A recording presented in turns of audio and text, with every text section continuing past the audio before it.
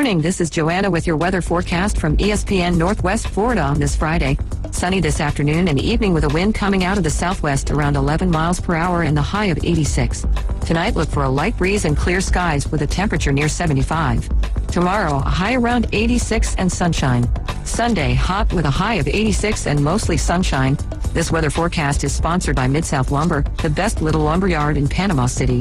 Thank you for listening to ESPN Northwest Florida. Rely on it. This Memorial Day, at the Sleep Center, you can save up to $500 on select Tempur-Pedic adjustable mattress sets.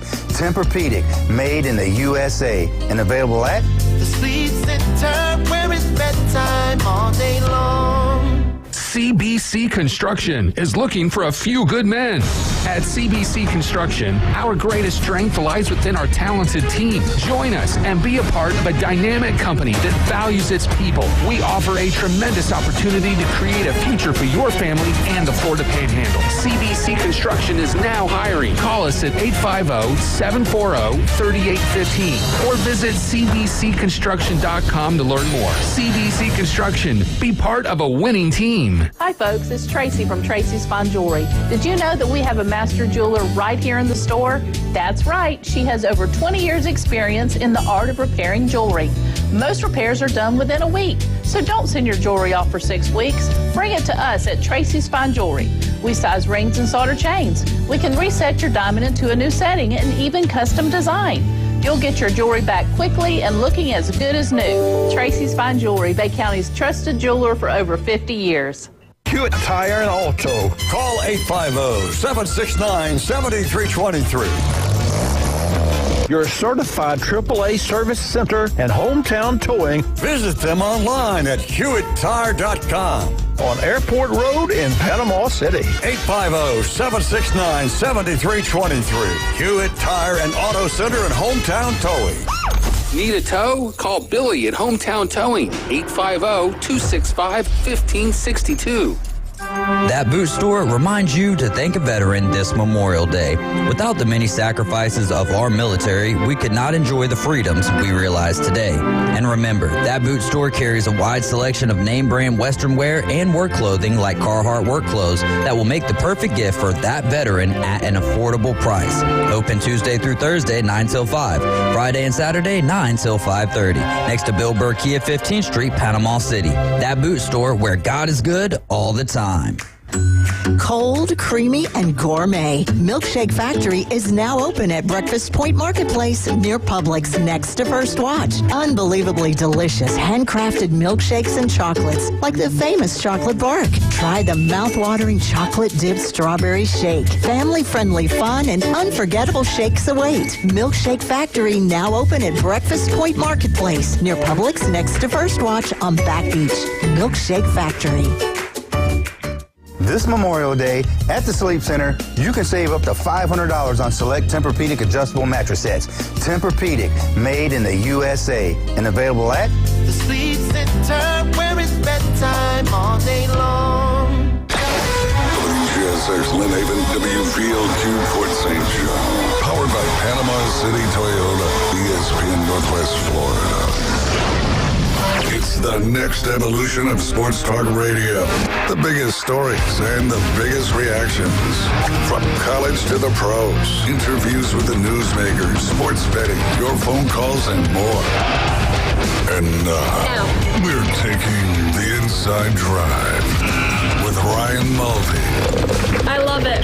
Broadcasting from the Gulf Plus studios on ESPN Northwest Florida.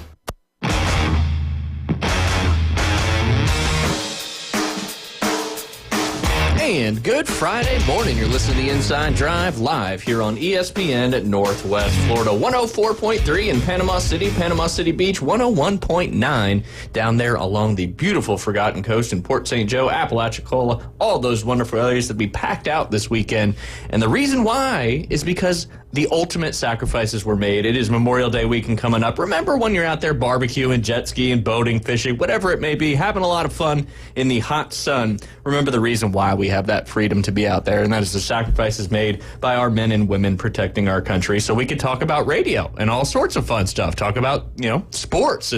We're going to dive into some fun stuff here in just a second. As you always remember, you can download our free mobile app inside the Google Store or Apple Play Store. All you got to do is search up 104.3, download it. We've been giving away T-shirts left and right in that app. You can only win a T-shirt if you have that app downloaded. But again, you can find that in the Google Play or Apple Store. Then, of course, you can head over to ESPNPC.com. While you're there, you can always listen live there as well. But sign up for Scorpion TV with a code ESPNNW. It's only going to cost you $45 a month. That's over 5,000 streaming channels on demand, including all your local sports, regional sports, pay-per-view events, anything you could possibly want to watch will be right there on Scorpion TV. It's also got over 10,000 movies on demand.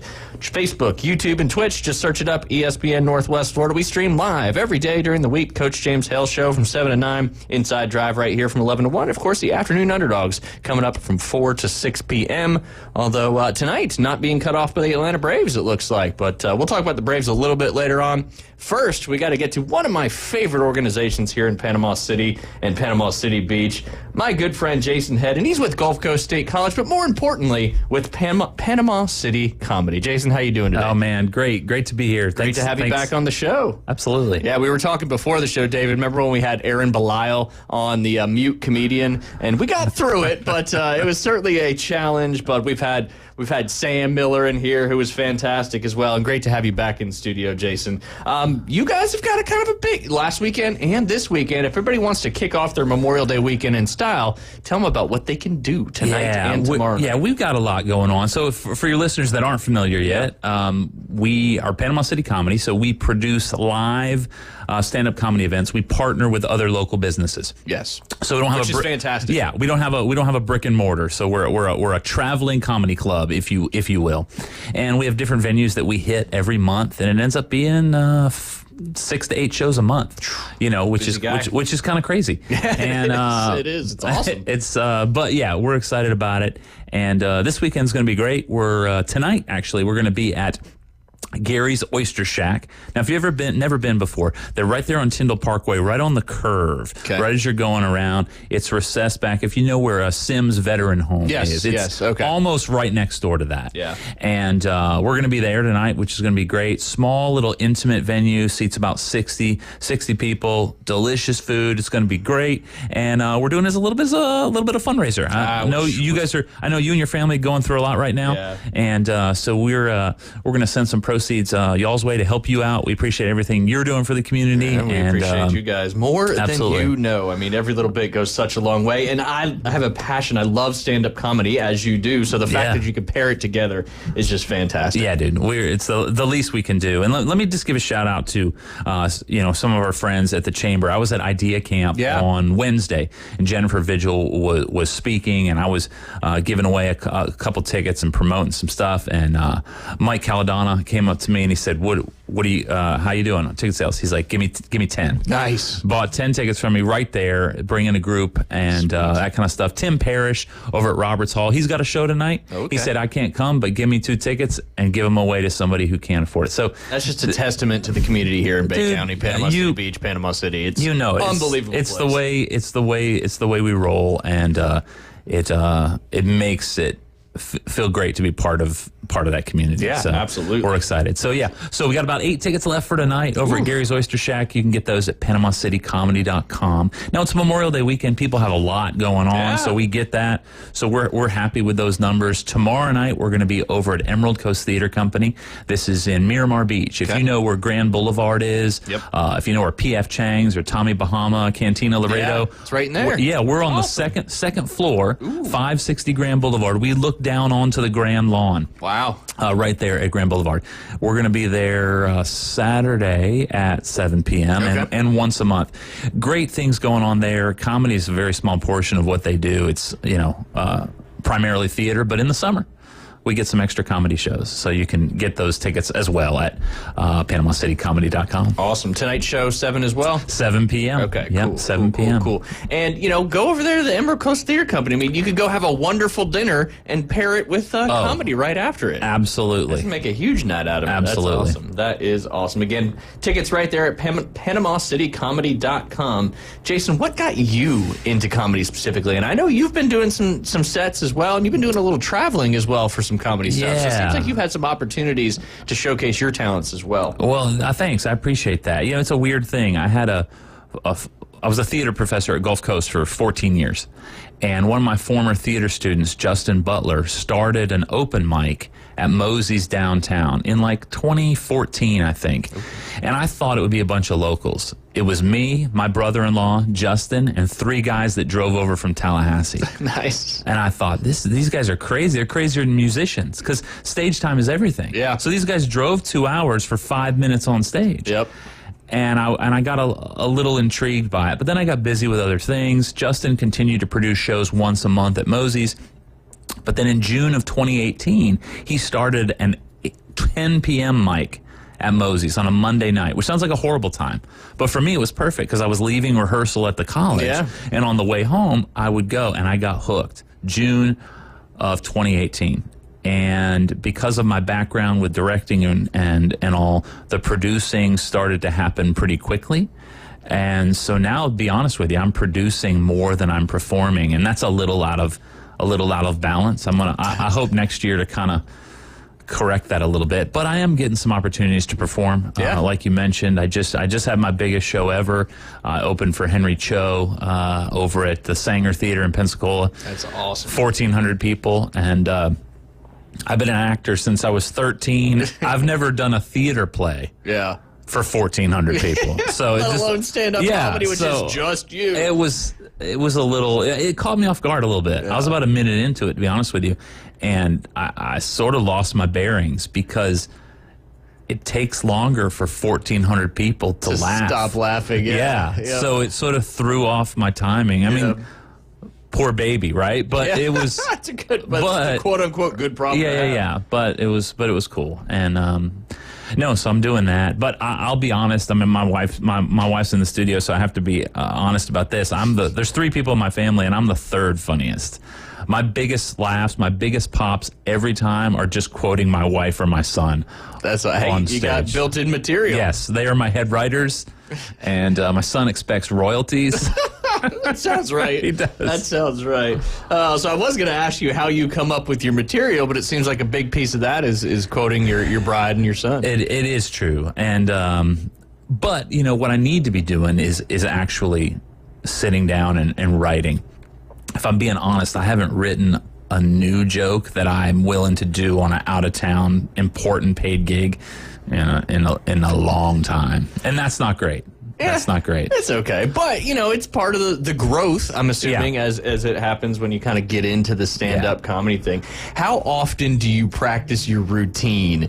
You know, because that's one thing when I'm watching these stand-up comics, I always kind of envy them because I have no problem with public speaking. Sure. I'm on stage. It's just something that has never bothered me. And I was like, man, it'd be so fun to be a stand-up comedian. But it also seems extremely difficult. Well, all right, you're on radio. This isn't much different. Just don't wear your headphones, or they'll laugh at you. Or maybe you should wear the headphones. There you go. But there's an open mic every Wednesday at St. Andy's Sports Pub, 8 to 10, or every Tuesday, 7 to 9 at Captain Max's, just up the street here, upper deck over at by Captain Anderson's Event Center, and that's it. It's the open mic is our gym. Gotcha. So that's where you go. That's our driving range. Yeah, gotcha. Okay, Gotcha. so Good analogy. you take your bucket of jokes up there and you hit the whole fire 'em. bucket. Yep. And most of them, you know, usually you hit the guy next to you in a line or slice it off to the side, but that's it. Yeah. You go and you try out this material.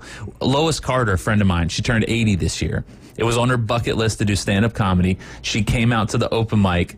She was a hit. Now, she's a hilarious actress and has been doing theater a long time. Gotcha. But stand-up comedy is a different beast. Yeah. It's a different thing. And she came out and rocked it. So that's my official invitation, Ryan. You know, since you're not doing anything else, come on out to the open mic. No doubt, no doubt. I can feel the pressure mounting at this point. I think David would be fantastic as well doing the Ralph Jackson stand-up. He's got an alter ego, Ralph Jackson, who hails from the state of Alabama. But I think if Ralph Jackson had a stand-up kit, that would stand-up set, that would be fantastic. Well, yeah, when people come out, we give them up to 5 minutes. Yeah. And we ask them we encourage them to record the set. Because after the adrenaline wears off, you go back and listen to it, and then you can see what worked, what didn't work. So that's learning from it. Absolutely. So that's what I do. Come up with ideas and then try it at an open mic. If it works, consistently, then I may be brave enough to insert it into a real show. Gotcha. Yeah, that's cool. That's very cool. David, if you do it, I'll do it. Deal? I don't know if you can hear me now. He doesn't have his headphones on. That's okay. We'll talk about that later. Where do most of your comics come from? I mean, I'm assuming there's several locals, but how far? You mentioned earlier the guys coming over from Tallahassee. So how far does your sphere of influence kind of branch out? We're super fortunate. The one area I'm really dropping the ball as a producer is it's impossible for me to reply to all the requests for people that want to do our shows. And that's a big old compliment to us, you know. So I have comedians from all over the country. Now, a lot of them are located in the Southeast or happen to be touring through. But there's a nice group of local comics. I mean, 3-4 years ago, there was only 2 or 3 of us. Gotcha. But now there's a good 15, 20 comics that I would pay to perform. But we get a lot of people from Atlanta, a lot of people from Tampa, Jacksonville. We pull them from all over. But when people are touring through, I just had Mo Alexander last weekend for 2 weeks. He had worked with Kevin Hart, and he was here for 2 shows. He's from Memphis. Nice. For example. I got another of one of my favorite Ryans, Ryan Niemiller, will be here June 12th at Mosey's. Ryan's came in 3rd on America's Got Talent. Wow. A few years ago. Nice. So he's going to be here. And also a lot of people will just route. We're in a good spot. Yeah. Because if you're coming over from New Orleans, Mobile, Pensacola, hit us. To go through here. Hit us on your way down to Tallahassee. I mean, to Tampa, Orlando. And vice versa, if they're going from the peninsula across somewhere else. Yeah. So that kind of works out great for you. You got all these people coming through. How do you decide who's going to be in that particular event or, show, I guess is the word. It's tough. The best thing for me is to get to see people live. So I get invited to comedy festivals and things like that as industry. So if I can see you live, it's so much better. Yeah. But I also take vouches from other producers, other comedians. I'd say I have a spy network all over the Southeast, and I send these questions out like, what can you tell me about Ryan Mulvey? You know what I mean? And then they'll let me know because they know it's like a letter of recommendation. It's a referral, absolutely. So that's a huge help. Gotcha. But also people submit video. Okay. But I know how hard it is to get great video. If the set is perfect, the lighting's going to be off. There's going to be some drunk guy yelling in the audience. So I take that with a grain of salt. Yeah. But word of mouth and seeing people live is the best way to do it. Yeah. No, that makes sense. That makes perfect sense. And it sounds like you've got a nice pool of talent. We do. Which sounds like it's kind of the name of the game. It is, and it's hard to. I've got way more people, like I said, that want to do the slots than I have space for. Yeah, that's fantastic. That's like, if you own a business and you're trying to hire people and you get all these very qualified applicants, you got to kind of sort through it and figure it out. It sounds like you're getting the qualified people wanting to be a part of Panama City Comedy. Speaking of Panama City Comedy, when was your first show? I was just curious about that, under the Panama City Comedy brand. So probably about October of 2019 is when I sort of took it over. So after the hurricane, Justin Butler had to move away, and so then I sort of took things up, but then officially started doing it about October of 2019. Gotcha. Real seriously, and then for the last 3.5 years, real seriously. It became my small business. Yeah, you can feel it. You can feel the momentum that you've gotten in the last several years, and social media is obviously a big part of that. But there's just so many options for people to go to. I mean, you're saying you're doing 6 to 8 shows a month. Yeah, that's a lot to produce. And we're starting to get some bigger names. We mentioned Sam Miller was here in the studio. We had our biggest booking so far is we had Kevin Nealon from Saturday Night Live here out in February, which was huge for us. And then in June 19th, we're going to have Tim Meadows from Saturday Night Live. So that's... Still tickets available for that one? Yes, I've got a few left for that one. And that's going to, June 12th. Tim Meadows from Saturday Night Live, or you may know him as... my wife, we love he was the principal from Mean Girls. Oh, yes. Yeah. And of course, the Ladies' Man. Yes, he was indeed. The Ladies' Man. The ladies' man. Oh, but yeah, good. And you had Dusty Slay. Oh, dude, Dusty Slay. Oh my gosh, I can't believe we got You kind of Dusty. got him when he was really on the. I mean, he had done the Netflix special, Right, And it hadn't been released yet. Yes. No, we were really fortunate to do that. He's blown up. Oh yeah, and he's so. I love the dry humor guys. Oh yeah, that's just kind of part of my wheelhouse. But I did The Villages with Dusty Slay in February. That had to be good. It was a hoot. It was a hoot. But, it was people from the community came. It wasn't just residents of the villages, which is what we sort of anticipated. Yeah, I'm sure there was a lot of fun jokes in that one. Always a good time. Not only Panama City Comedy, but you've been with Gulf Coast State College for quite some time I sure have. as well. Not to put you on the spot, but obviously we're a sports talk radio show. Yeah. Love Panama City Comedy. But how has Gulf Coast State College's sports been in this season? Oh, we're great. You got the perfect guess because I love sport ball. I love sport ball. No.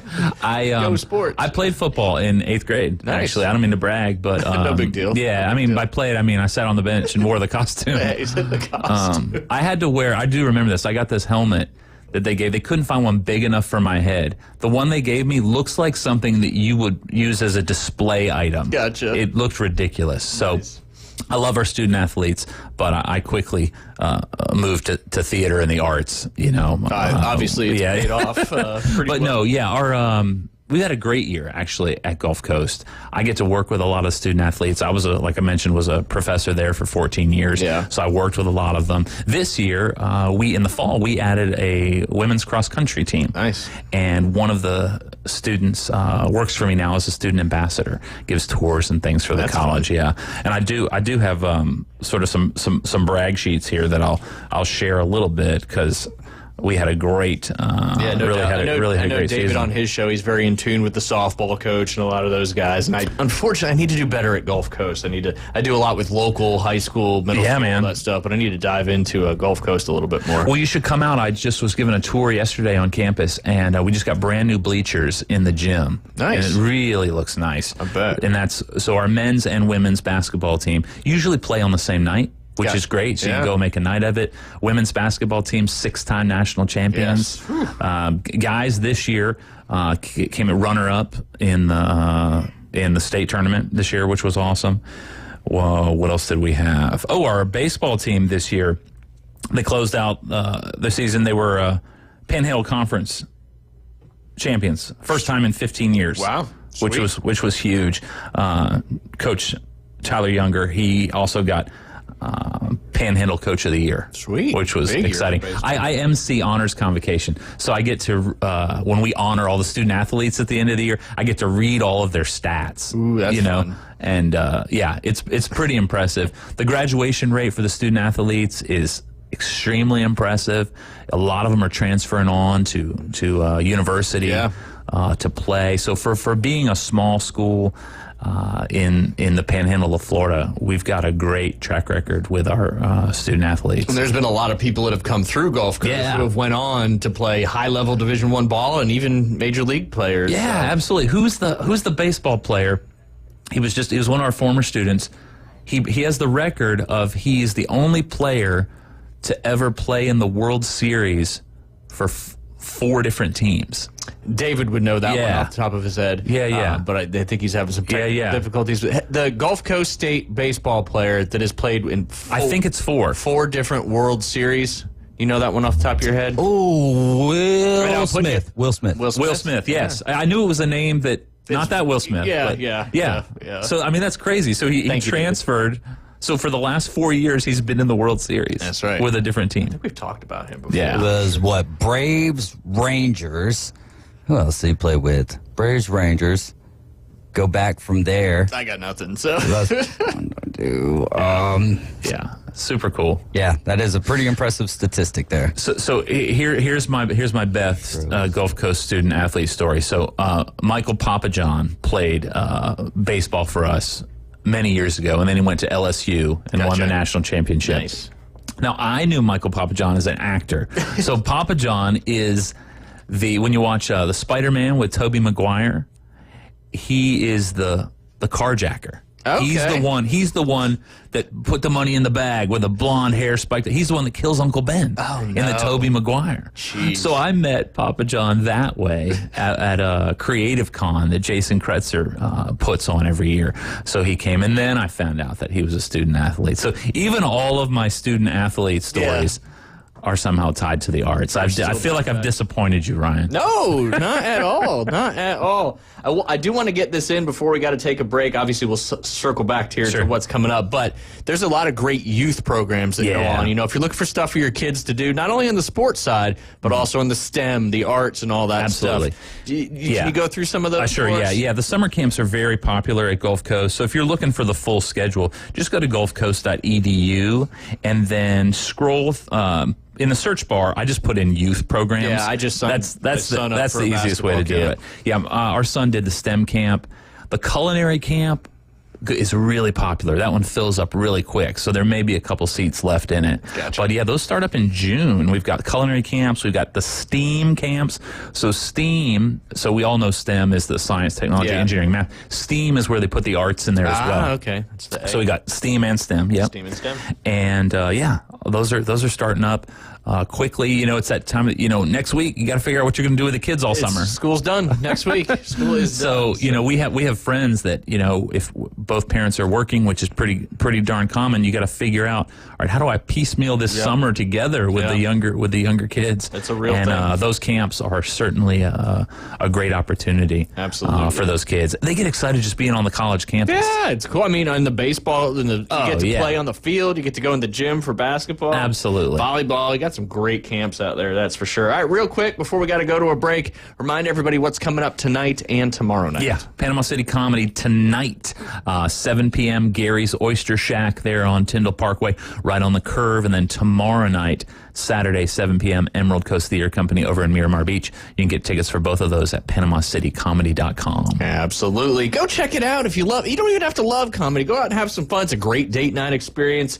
especially over there in Sandestin. You can go eat a great dinner, roll right into comedy. Just don't have too many beverages because then it may get a little tougher for you. But appreciate you guys coming in. Yeah, man. Always a pleasure, and appreciate what you're doing for myself and my family. That goes such a long way, and just another testament to how awesome. I talk about it all the time. Panama City Beach, Bay County, Panama City, a wonderful place to live, play, and be part of an absolutely fantastic community. Jason, good luck with the rest of the year. Man. And, PanamaCity.com. You see all the shows, all the tickets. Tim Meadows coming up in June. Yeah, June 19th, Tim Meadows at Captain Anderson's Event Center. Awesome. PanamaCityComedy.com. That's it. All right, we're going to take a quick break. When we get back, David and I are going to dive into some NBA, NHL, and the worst team in Major League Baseball. You're listening to The Inside Drive. We'll be right back.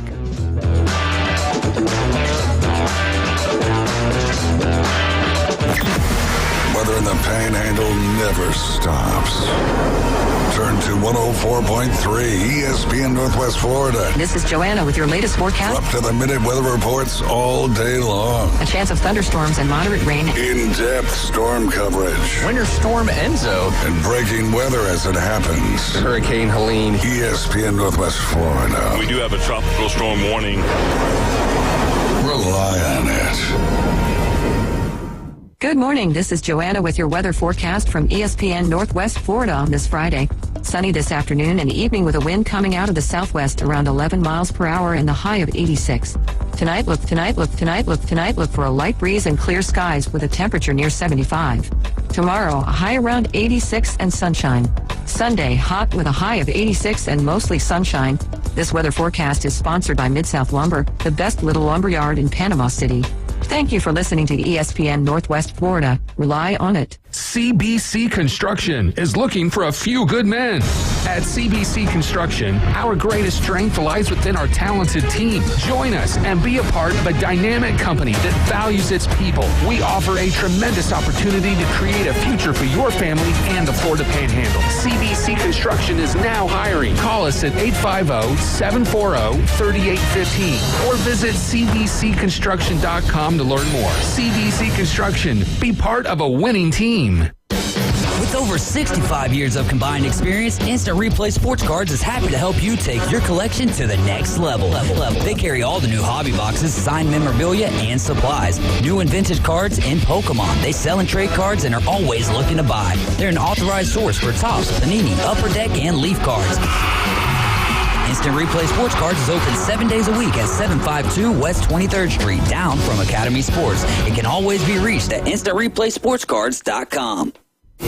Now back to the Inside Drive, live and local from the Gulf Plus studios.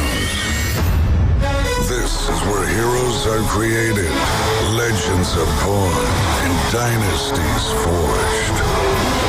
The Sports Talk Master, ESPN Northwest Florida. Now back to Ryan Mulvey and the Inside Drive.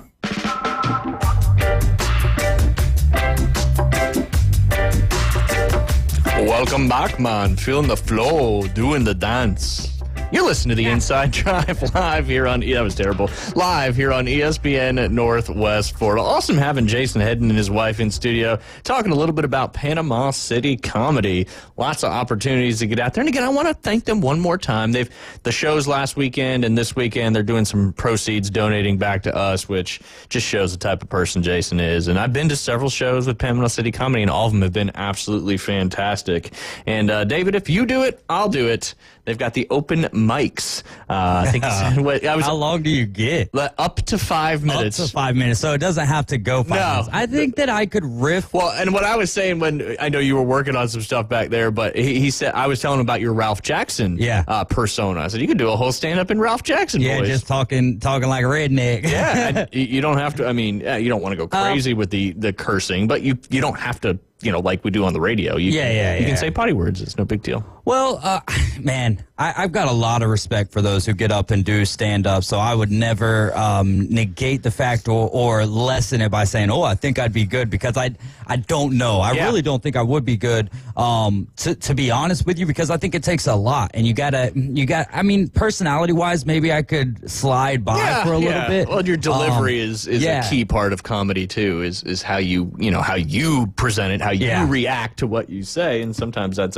enough to kind of get you through. But I was asking Jason, like, how do you even start? And he's like, you just go to an open mic and you give it a whirl. You either don't do good or you do. And if you find out you're okay, then you kind of keep it going. So I don't know. I'm in the same boat as you, David. I've always had a immense respect for stand-up comedians, and something I was always I'd love to do it. I have no issue talking in front of people and that kind of stuff. I would be nervous about what you're saying isn't funny. And I guess that's the whole thing about being a comedian. But again, if you have the right delivery and different things, you might be able to get past that. And the beautiful thing about it, when they're doing these shows, a little bit different, obviously, than doing up to 5 minutes of stand-up comedy. You're just trying to see if something lands or not. But they're telling a story through all of their different stories. And, and it all turns full circle. So it's a beautiful form of art in all reality. 100%. As Jason Hedden was saying, and no disrespect, I didn't get to hear a lot of that because I was on the phone back here, but at the end of the segment, he was saying, his ties sports-wise with Gulf Coast State College all come back to the arts. But, comedy is definitely a beautiful form of art. One of my favorite forms of it, up there with music, for sure. No doubt. Laughing is the best. They say laughter is the best medicine, right? And it is, because it releases the dopamine in your brain. It releases those endorphins. And it's, you laugh, you feel better. And that's why we like to have so much fun here on the Inside Drive, especially when Jay Bird's here. I know he's traveling with his family up to Georgia, but that's why I just love when he's in here with us, because it's easy, it flows, and it's funny. And I love funny. Funny is fantastic. It's not funny if you're a Minnesota Timberwolves fan. It's 2 times not funny. 2 times not funny. 2-0 find themselves in a little bit of a hole. And this is kind of, I think, what we more expected in the last series for the Oklahoma City Thunder. Just kind of getting out and never taking their foot off the gas. And now they lead the Minnesota Timberwolves 2-0 after another fantastic performance by SGA. He scored 38 points on 12 of 21 for shooting. He also had 8 assists and recorded 3 steals. Ant-Man finished with 32 points while shooting 42 46.2 dyslexic percent from the field from Minnesota, but connected on just 1 of 9 attempts from 3-point territory. You think the sweep's loading, or you think the Timberwolves can steal one at home? I think just based on Ant-Man alone, I think that the Timberwolves will find a way to get one, but I had this one down as a gentleman's sweep in the first place. Wouldn't be surprised if it is a straight sweep. And again, man, I love what the Pacers are doing, and that Pacers-Knicks game is going to be a lot of fun tonight. However, it doesn't seem like right now that anyone's going to give the Thunder real competition. I think that happened with the Nuggets, right? Yeah, and I mean, agreed. imagine if they had someone else. But we'll see, because the pace that the Pacers play with is something, and then Jalen Brunson he's going to be hard to count out, especially with Karl Anthony Towns. They did not have bad games in game one. They just had a couple of mental mistakes. That defense and the pace of the Pacers forces teams into unorthodox mistakes made by these teams. The Cleveland Cavaliers, that sometimes looked like they were playing Little League basketball late in games against the Pacers, and the Knicks with that, you had Josh Hart slipping on the floor. You had Jalen Brunson with the fingers on the ball out of bounds, which changed the complexion of the game. So we'll have to see, but for now, I think the Thunder are by far the best team remaining in the playoffs. Yeah, absolutely. I'm looking forward to that game 2 tonight. The Knicks and the Pacers are going to be a lot of fun again. If it's maybe if it's 75% of what that first game was, it's still going to be a fantastic game. And then on the other side, the defending Stanley Cup champion Florida Panthers have just came out and absolutely dominated the Carolina Hurricanes. I'm a little surprised in this one, as Florida scored 5 in both games, but Anderson, as we talked to Al Carl on Monday, was talking about how good Freddie Anderson is, and obviously Bobrovsky's fantastic too, but not so far in this series. The Panthers have just been relentless. They play a great brand of hockey, a tough brand of hockey, and now they have a 2-0 series lead, and the scary part is they are going back home for game 3 and 4, because they've been on the road up there in Raleigh the last 2 games. Yeah, the Panthers. They look like the defending Stanley Cup champions. They look like the defending Cup champions. They look a lot better, a lot smoother, a lot more tenacious than what the Carolina Hurricanes do. I mean, really, to be honest with you, baseball was more interesting than both playoff games. I'm a baseball guy, so that's not hard to do. But they both were. Yeah, they're just one-sided. Unless it was really, and I didn't have any bets in on him on the games last night. So really, unless you were, sweating the over/under or sweating, the point spread, it's the overhit in the basketball game, and it was like if Carolina just would have scored 1, they would have hit that over/under in the hockey game as well. But Florida out-hit Carolina last night 56-42. That just shows you the physicality that Florida is currently playing with. And not a heavy shot game, 21-17, and it kind of gets back to the physicality, but 5 goals on 17 shots is not good there. What'd the final score end up being? 5 goals on 21 shots, 5-0. 5-0. Shutout. So it was a half 5-2. Yeah, it was a half goal because Carolina couldn't score a goal. And I mean, Bob's is crazy because every year, even last year in the Stanley Cup run, it's like, oh, well, in the playoffs, he's not as good as he is in the regular season. And then he'll have little stretches are fantastic. Well, he'll have spurts where he doesn't look good, and then he has, I feel like, longer spurts where it's like, man, this guy is playing lights-out hockey. Yeah, but or lights-out goalie.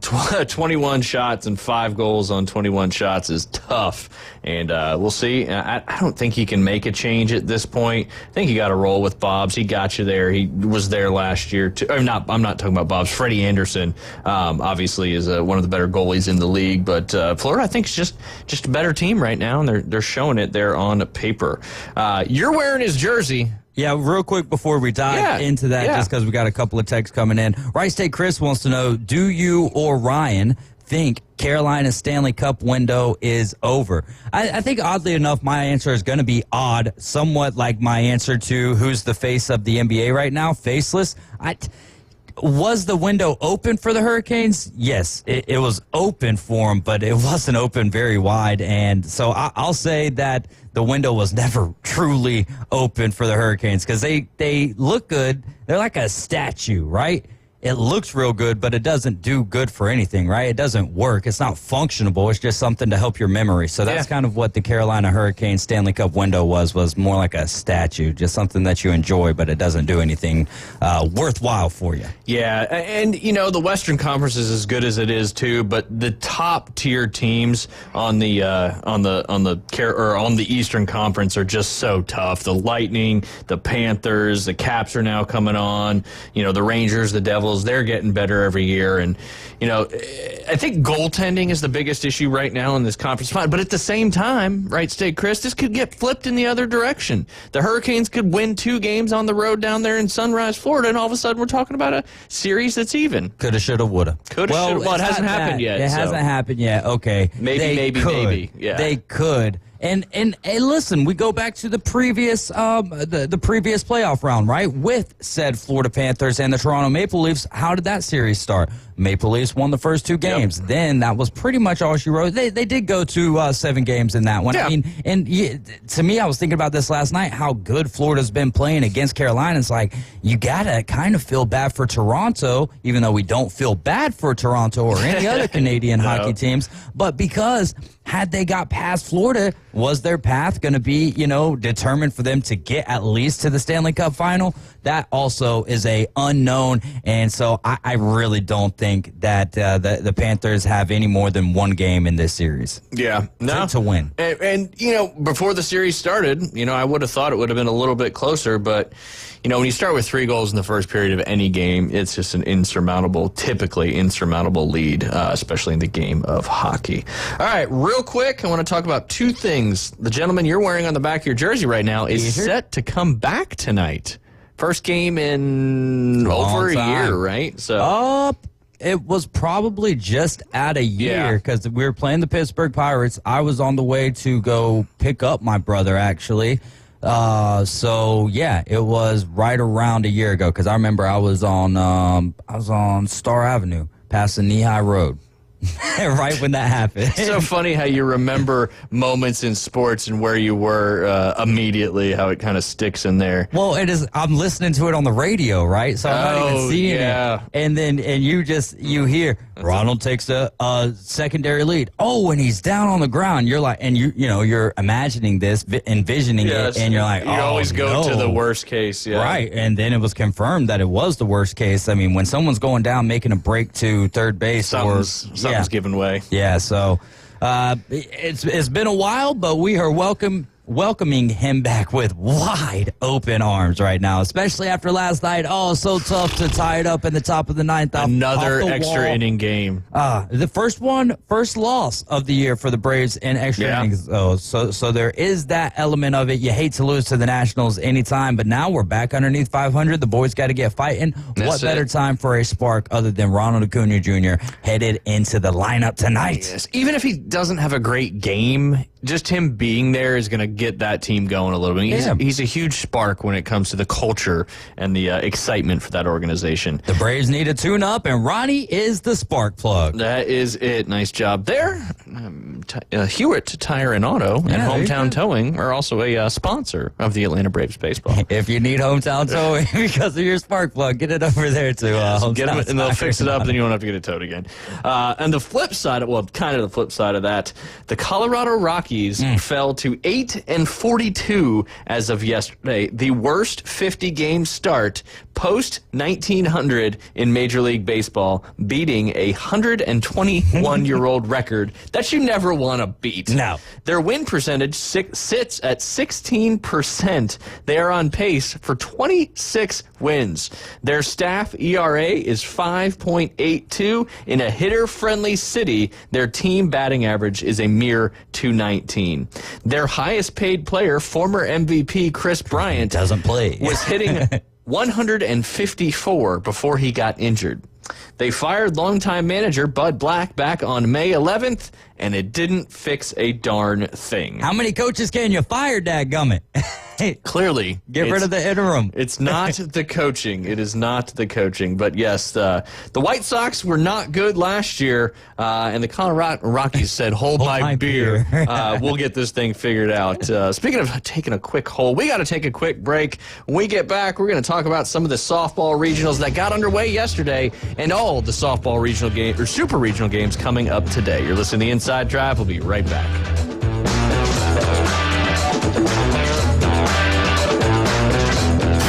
ESPN Northwest Florida.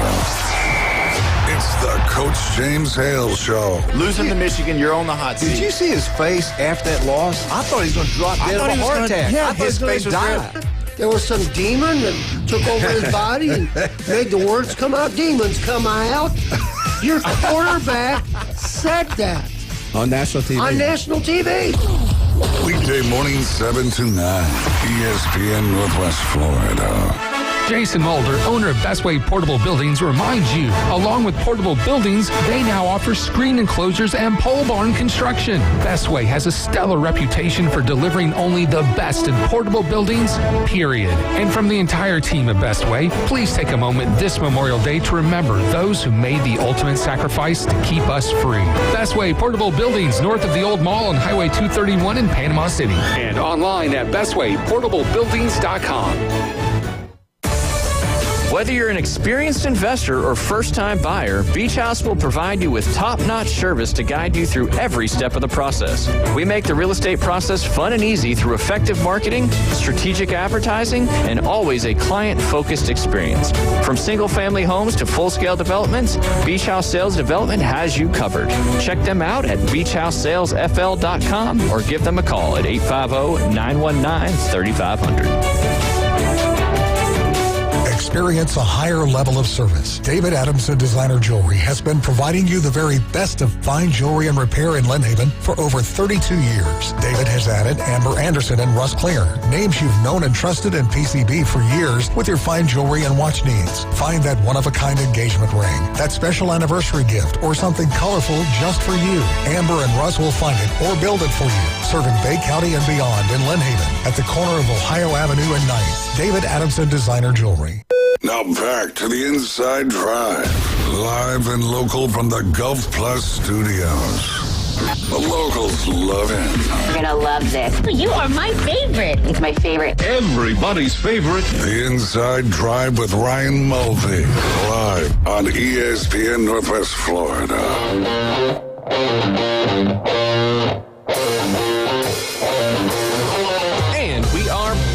To the Inside Drive live here on ESPN Northwest Florida. We got some softball super regionals going on as we speak. The Florida-Georgia series just got underway. Currently, Florida is up 5-0 in the bottom of the 5th. So I would say we're probably not surprised with that score thus far. Florida, a fantastic softball team, and Georgia was able to get through the regional there, but I think they're going to run into the buzzsaw that is the Florida Gators. Speaking of a buzzsaw, the number 5th ranked national team, the Florida State Seminoles, ran into a really, really strong pitcher that transferred from Stanford to Texas Tech for a $1 million NIL deal, and she only gave up 2 hits to Florida State last night and blanked the Seminoles 3-0 as the 12th national seed Texas Tech Red Raiders took down Florida State in Game 1. Dang, Najee Kennedy. Yes, an absolute superstar when it comes to pitching. And I believe, I heard the guys this morning, there's no pitch count in softball. So she could pitch again tonight. Yeah. She could pitch again in the 3rd game if she had to. So that's it's a lot less stress on your arm as well. Absolutely different. The underarm motion, Although if I were to rotate my shoulder real fast, I'm sure I hear it click 6 or 7 times going around. But same. Second game in that series will start at 2 p.m. Central Time. If you want to watch it on TV, it'll be on ESPN2. We got another game that is live currently. That is Arkansas and Ole Miss. Top of the 2nd, 3-3 in that game. Second game will be tomorrow at 8 p.m. Central Time. It's a late game. And then obviously the third game, if necessary. On the Oregon Liberty Super Regional, that one gets underway at 9 p.m. in the Central Time Zone, as that one will be way out there in Eugene, Oregon. Liberty trying to pull off another upset and potentially have a college softball World Series in there. I'm guessing they've probably never been before, so I would assume that's a first-time one. The South Carolina UCLA series is going to get underway here in about 15 minutes over there, or up there in Columbia, South Carolina, as the number 8 national seed hosts the number 9 national seed UCLA Bruins. Second game will be tomorrow at the same time, same or different channel, ESPN2 this afternoon, ESPN tomorrow. And then we've also got the Texas and Clemson series. Clemson was able to get the win in that one over the number 6 national seed Texas Longhorns, 7-4 yesterday. That game will be starting at 8 p.m. Central Time Zone tonight. If Clemson gets the win again, they will be advancing to the Women's College World Series. And that would probably be, well, if Texas Tech wins a little bit later on, they'll be the first team to advance.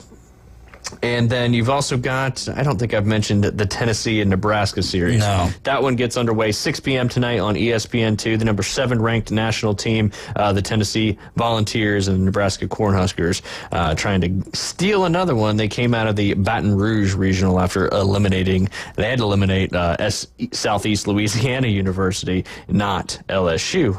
And then they got a stud over there, too, and Jordy Ball.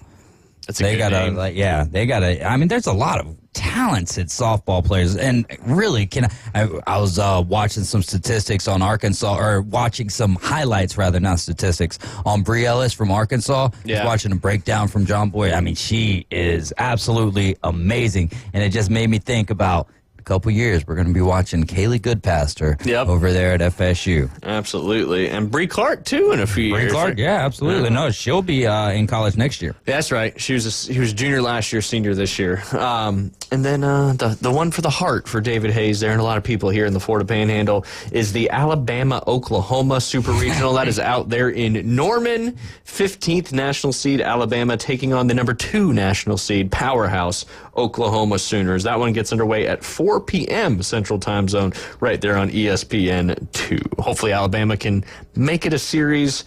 We'll see. We shall find out. That's why they played a game. There's nothing guaranteed until you step out there on the field.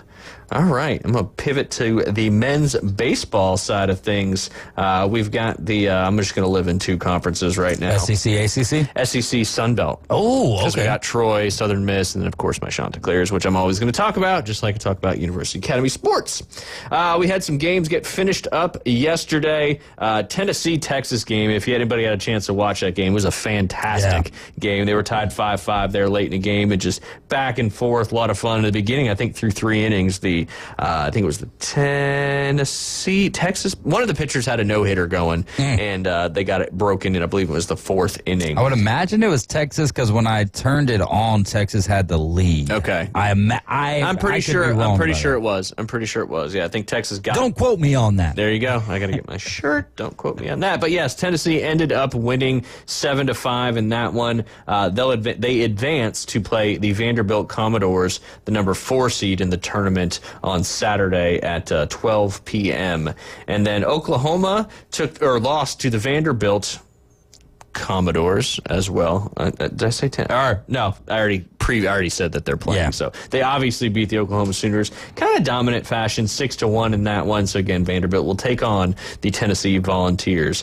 And a couple games coming up today. The games that went, the Auburn-Texas A&M game. Auburn was down to their final out. They were only down a run, and they couldn't get one more over the plate. So they got knocked out of the tournament. The 14 seed Texas A&M Aggies advanced to play the number 3 seed LSU. That one is coming up later today. I don't have a time on that one yet.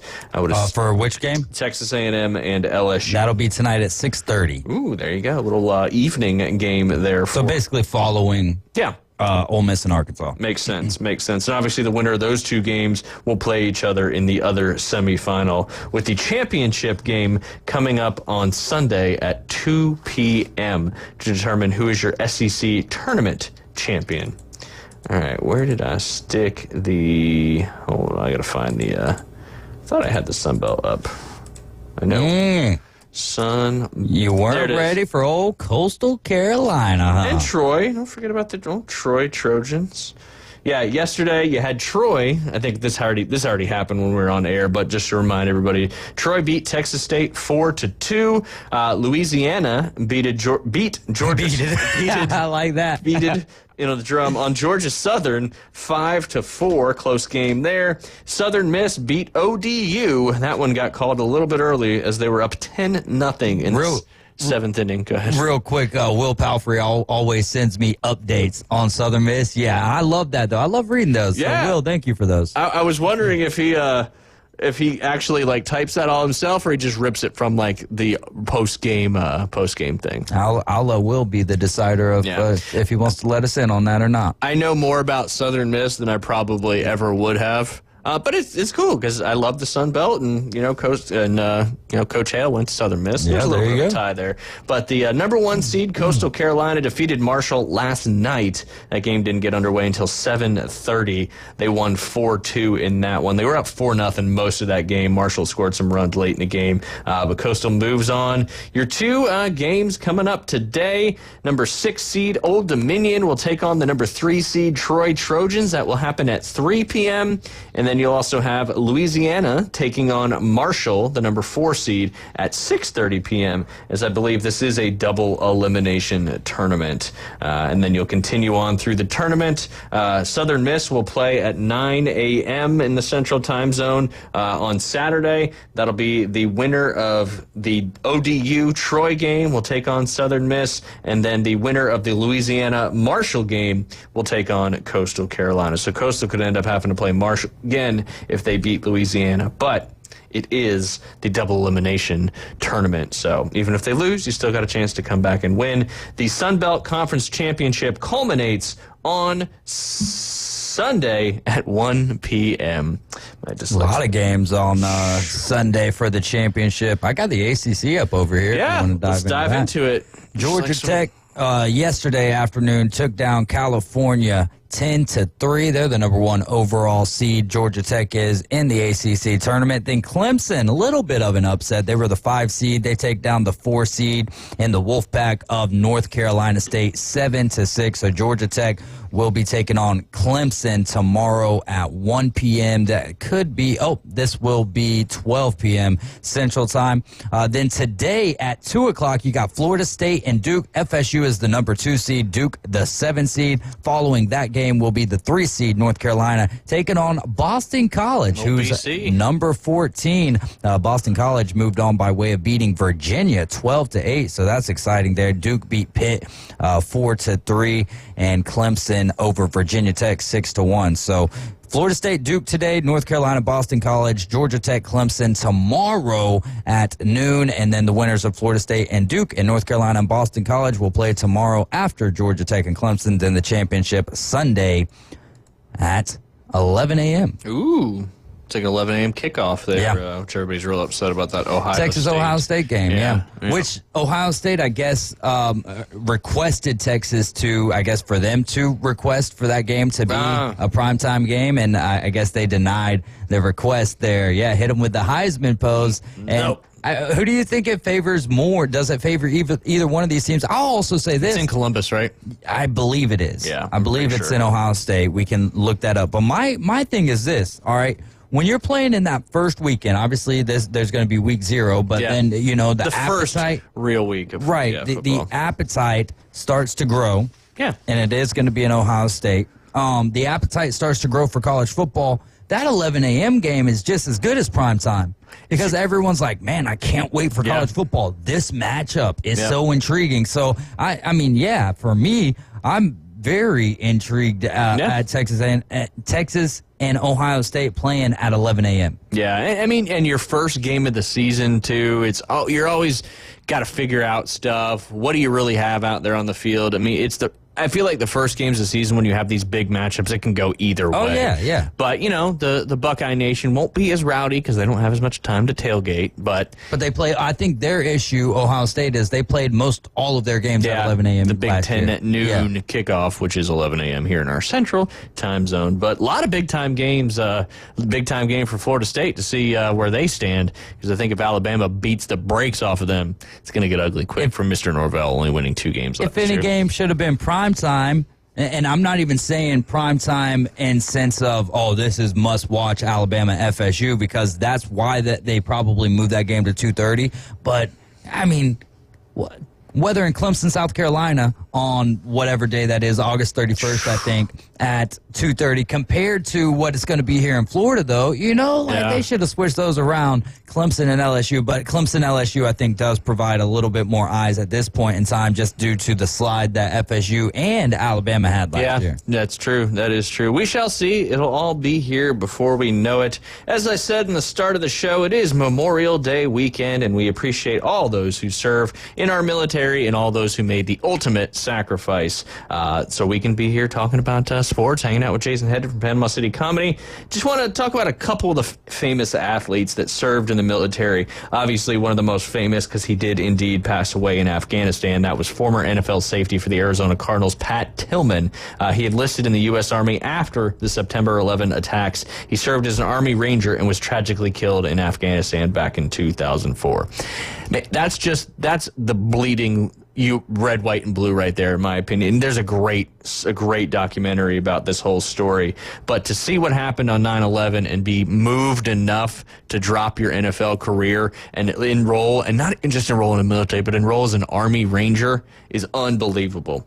You also had Jackie Robinson, he served, Ted Williams, he served, Muhammad Ali served, Roger Staubach, Patty Berg, all served in the military and also either had a fantastic professional career or then went on to have a fantastic professional career. So again, we appreciate all the brave men and women who are out there serving every day, and also the ones that made the ultimate sacrifices. We would certainly not be here today without those fine men and women. Coming up at 12:20, we'll have Aaron Bearden from Instant Replay Sports Cards.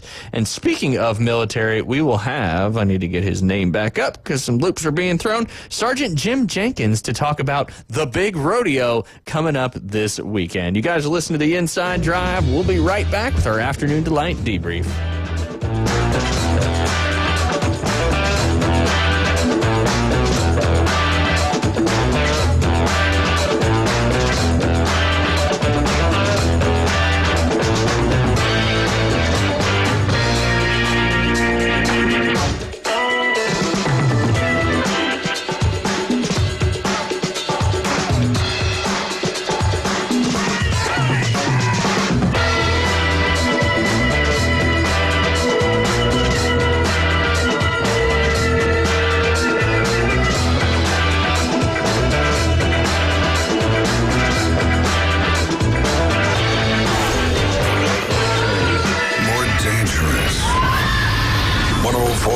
ESPN Northwest Florida is your spot for the afternoon underdogs. One of the more underrated, fast as lightning. You know that he's got perseverance. Weekdays 4 to 6, live from the CBC Construction Studio. Reactions, rants, and your calls at 850-215-6290. The afternoon underdogs are live and local. Weekdays on ESPN Northwest Florida. Good morning. This is Joanna with your weather forecast from ESPN Northwest Florida on this Friday. Sunny this afternoon and evening with a wind coming out of the southwest around 11 miles per hour and the high of 86. Tonight, look for a light breeze and clear skies with a temperature near 75. Tomorrow, a high around 86 and sunshine. Sunday, hot with a high of 86 and mostly sunshine. This weather forecast is sponsored by Mid-South Lumber, the best little lumber yard in Panama City. Thank you for listening to ESPN Northwest Florida. Rely on it. Los Rancheros has been doing it right for 20 years. Los Rancheros brings a top-shelf dining experience to you with the opening of their beautiful new building. Watch all college and pro games on Los Rancheros' 14 large-screen TVs with great drink specials daily from 2 to 5 and during all the games. Los Rancheros, the place for live sports and great food on 23rd Street between Jenks and Harrison. With WGSX Lynn Haven, WVLQ Port St. Joe. Powered by Panama City Toyota. And that's out of the ballpark. ESPN, Northwest Florida. Introducing Water Clear Pools, the home of the 10-week pool guarantee. We guarantee custom pool completion from permit to your first swim in 10 weeks or less. Water Clear Pools is the premier pool builder for the Margaritaville development on Highway 79. Free quotes and custom pools anywhere in Northwest Florida. Call now, 850-835-4177, or see our website, waterclearpool.com. Licensed and insured. License number CPC 1459723. Broadcasting from the Gulf Plus Studios, it's the Inside Drive. Skyrockets in flight. And now, the afternoon delight debrief with the three degenerates from the Inside Drive. Afternoon delight. ESPN Northwest Florida. Skyrockets in flight. Afternoon delight.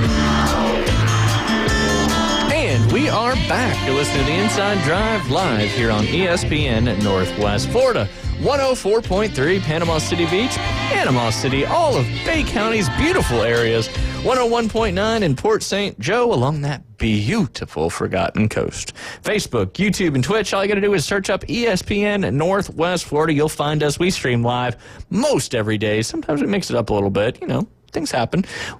Coach James Hale Show from 7 to 9, Inside Drive right here from 11 to 1. Of course, the Afternoon Underdogs full show this afternoon from 4 to 6 p.m., followed by your Atlanta Braves taking on the San Diego Padres. No easy task this weekend for a little 3-day series. Might be a 4-day if they play on Memorial Day. My little sheet here only goes through Sunday, but we can figure that out later when we talk about the Braves. Well, I don't know if we're going to have time to talk about the Braves. We've got the Afternoon Delight debrief. Oh, I'm looking it up right now, bro. We got Aaron Beard. And then we've got Sergeant Jim Jenkins as well from the Vortex Springs 6th Annual Rodeo, which is part of, like David just said, the Professional Cowboy Association. So this thing is legit. We'll find out more details coming up in the 1240 segment. Did you say they are playing on Monday? No, they're not. Okay. It'll just be a 3-game set. Then they're actually off on Memorial Day. And then a 3-game stretch with the Phillies in Philadelphia. All of those games starting at 5:45. Ooh, you're going to get a little early as well? On the, early release. Yeah, early release. That's depending on the weather. Yeah, that's true. That's true. We used to get released early from snow all of the time up there in NEW Jersey, where many murders occurs. Tupac Shakur. My guy. That's my boy. Rest in peace, maybe. Is he still alive or is he not? I don't know. That's another conspiracy theory there you go. that lives out there. Southport Scott sent me this, and it is very interesting. It's the Washington State Cougars. It's their next schedule here for the next season coming up, and some may have dubbed it the most random schedule maybe in the history of college football. And, they're in a conference of 2 now until they start getting back with, I don't know, are they getting with the Mountain West is going to be kind of join with them? Yeah. Okay. They play a team from the FCS, Mountain West, AAC, Big Ten, SEC, ACC, MAC, Pac-12, Conference USA, and the Sun Belt. Thanks. So they basically covered every D1 conference then. Pretty much. I mean, there's a few others most likely. Well, you got Group of 5, then you got Group of 4. That's 9 conferences, right? Yeah. Is that all of them? I would imagine They so. start with the Idaho Vandals, and then they go to the San Diego State Aztecs, the Aztec Warrior, and then they go play the North Texas Mean Green. Just the 3 mascots in those first 3 games is pretty exciting. Then they play the Washington Huskies in the Apple Cup, which is way earlier than it should be, in my opinion, because those rivalry games are better at the end of the season. Then they play the Colorado State Rams. Then they're off. Then they play the Ole Miss Rebels. Then they play the Virginia Cavaliers. Then they play the Toledo Rockets. Then they take on the Oregon State Beavers.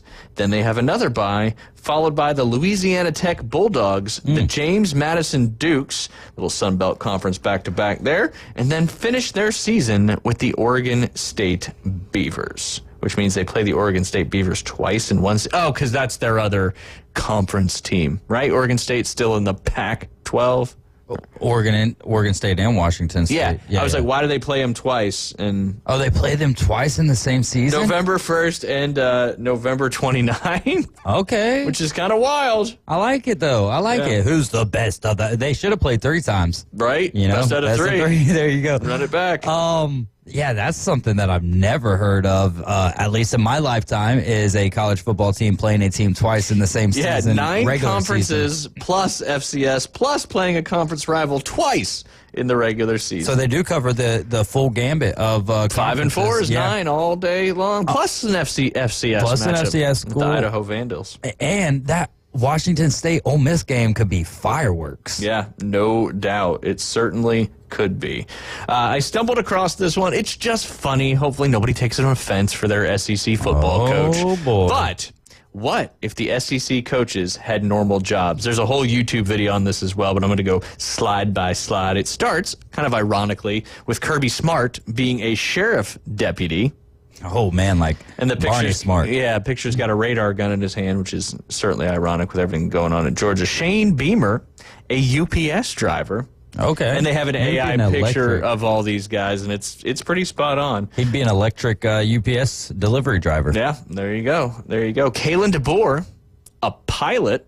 He certainly looks like one when he's wearing the gear, the shirt, all that good stuff. Sam Pittman, a local bass player. Okay. It's got him holding a bass and a heater in his mouth. I could see him being like a butcher. Yeah. Well, it's funny you say that. I think there's one coming up that is a butcher. Lane Kiffin, a yoga instructor. Okay, yoga instructor. I was going to say motivational speaker. Yeah. For salesmen. Yeah.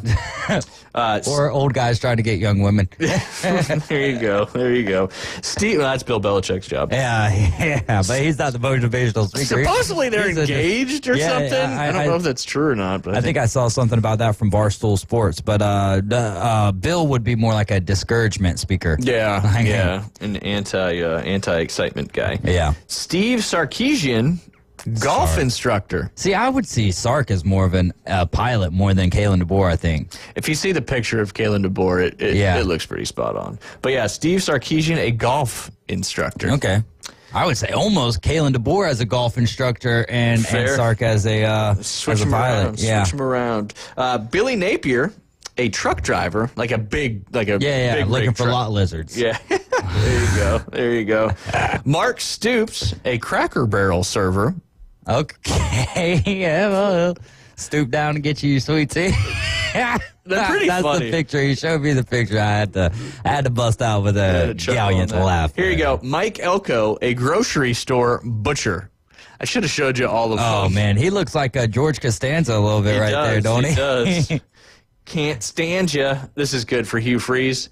Hugh Freeze? Used car salesman. Oh, okay. All right. He's got that look. Yeah. He's got that he look. does. And again, no offense to anybody that actually does this for a living. It's just a ha-ha. It's the Afternoon Delight debrief. Brent Venables, a construction foreman. Looking pretty spot on there. He just looks like he's going to yell at me. Josh. Who was that? That was Brent Venables. Brent Venables, a construction okay. worker. All right. And then this one's kind of funny. Josh Heupel, a mattress sales rep. There you go. And he also is the mattress tester as well, looks like there. Yeah, no doubt, no doubt. Brian Kelly, a Southern attorney. Oh, my gosh. That's the most blasphemous one right there. Well, he has got that serious... He's got that family. Yeah, he's got that Southern twang. accent. Josh Heupel could sell propane, too, as well. Somebody commented on that. Now, Your Honor. Now, listen here. Yeah. Eli Drinkowitz, a laser tag manager. Okay, yeah. Or an IT tech, something like that. Yeah, shout out to Eli. Absolutely. Clark Lee, a struggling author. Okay. Vandy, there you go. Yep. Yeah, probably wasn't struggling if he did go to Vandy. Yeah, and that's a good then one. Jeff Levy, a mechanic. All right. Look at him over there at the Pro Grease. That's it. He's at Hewitt Tire and Auto and Hometown Towing.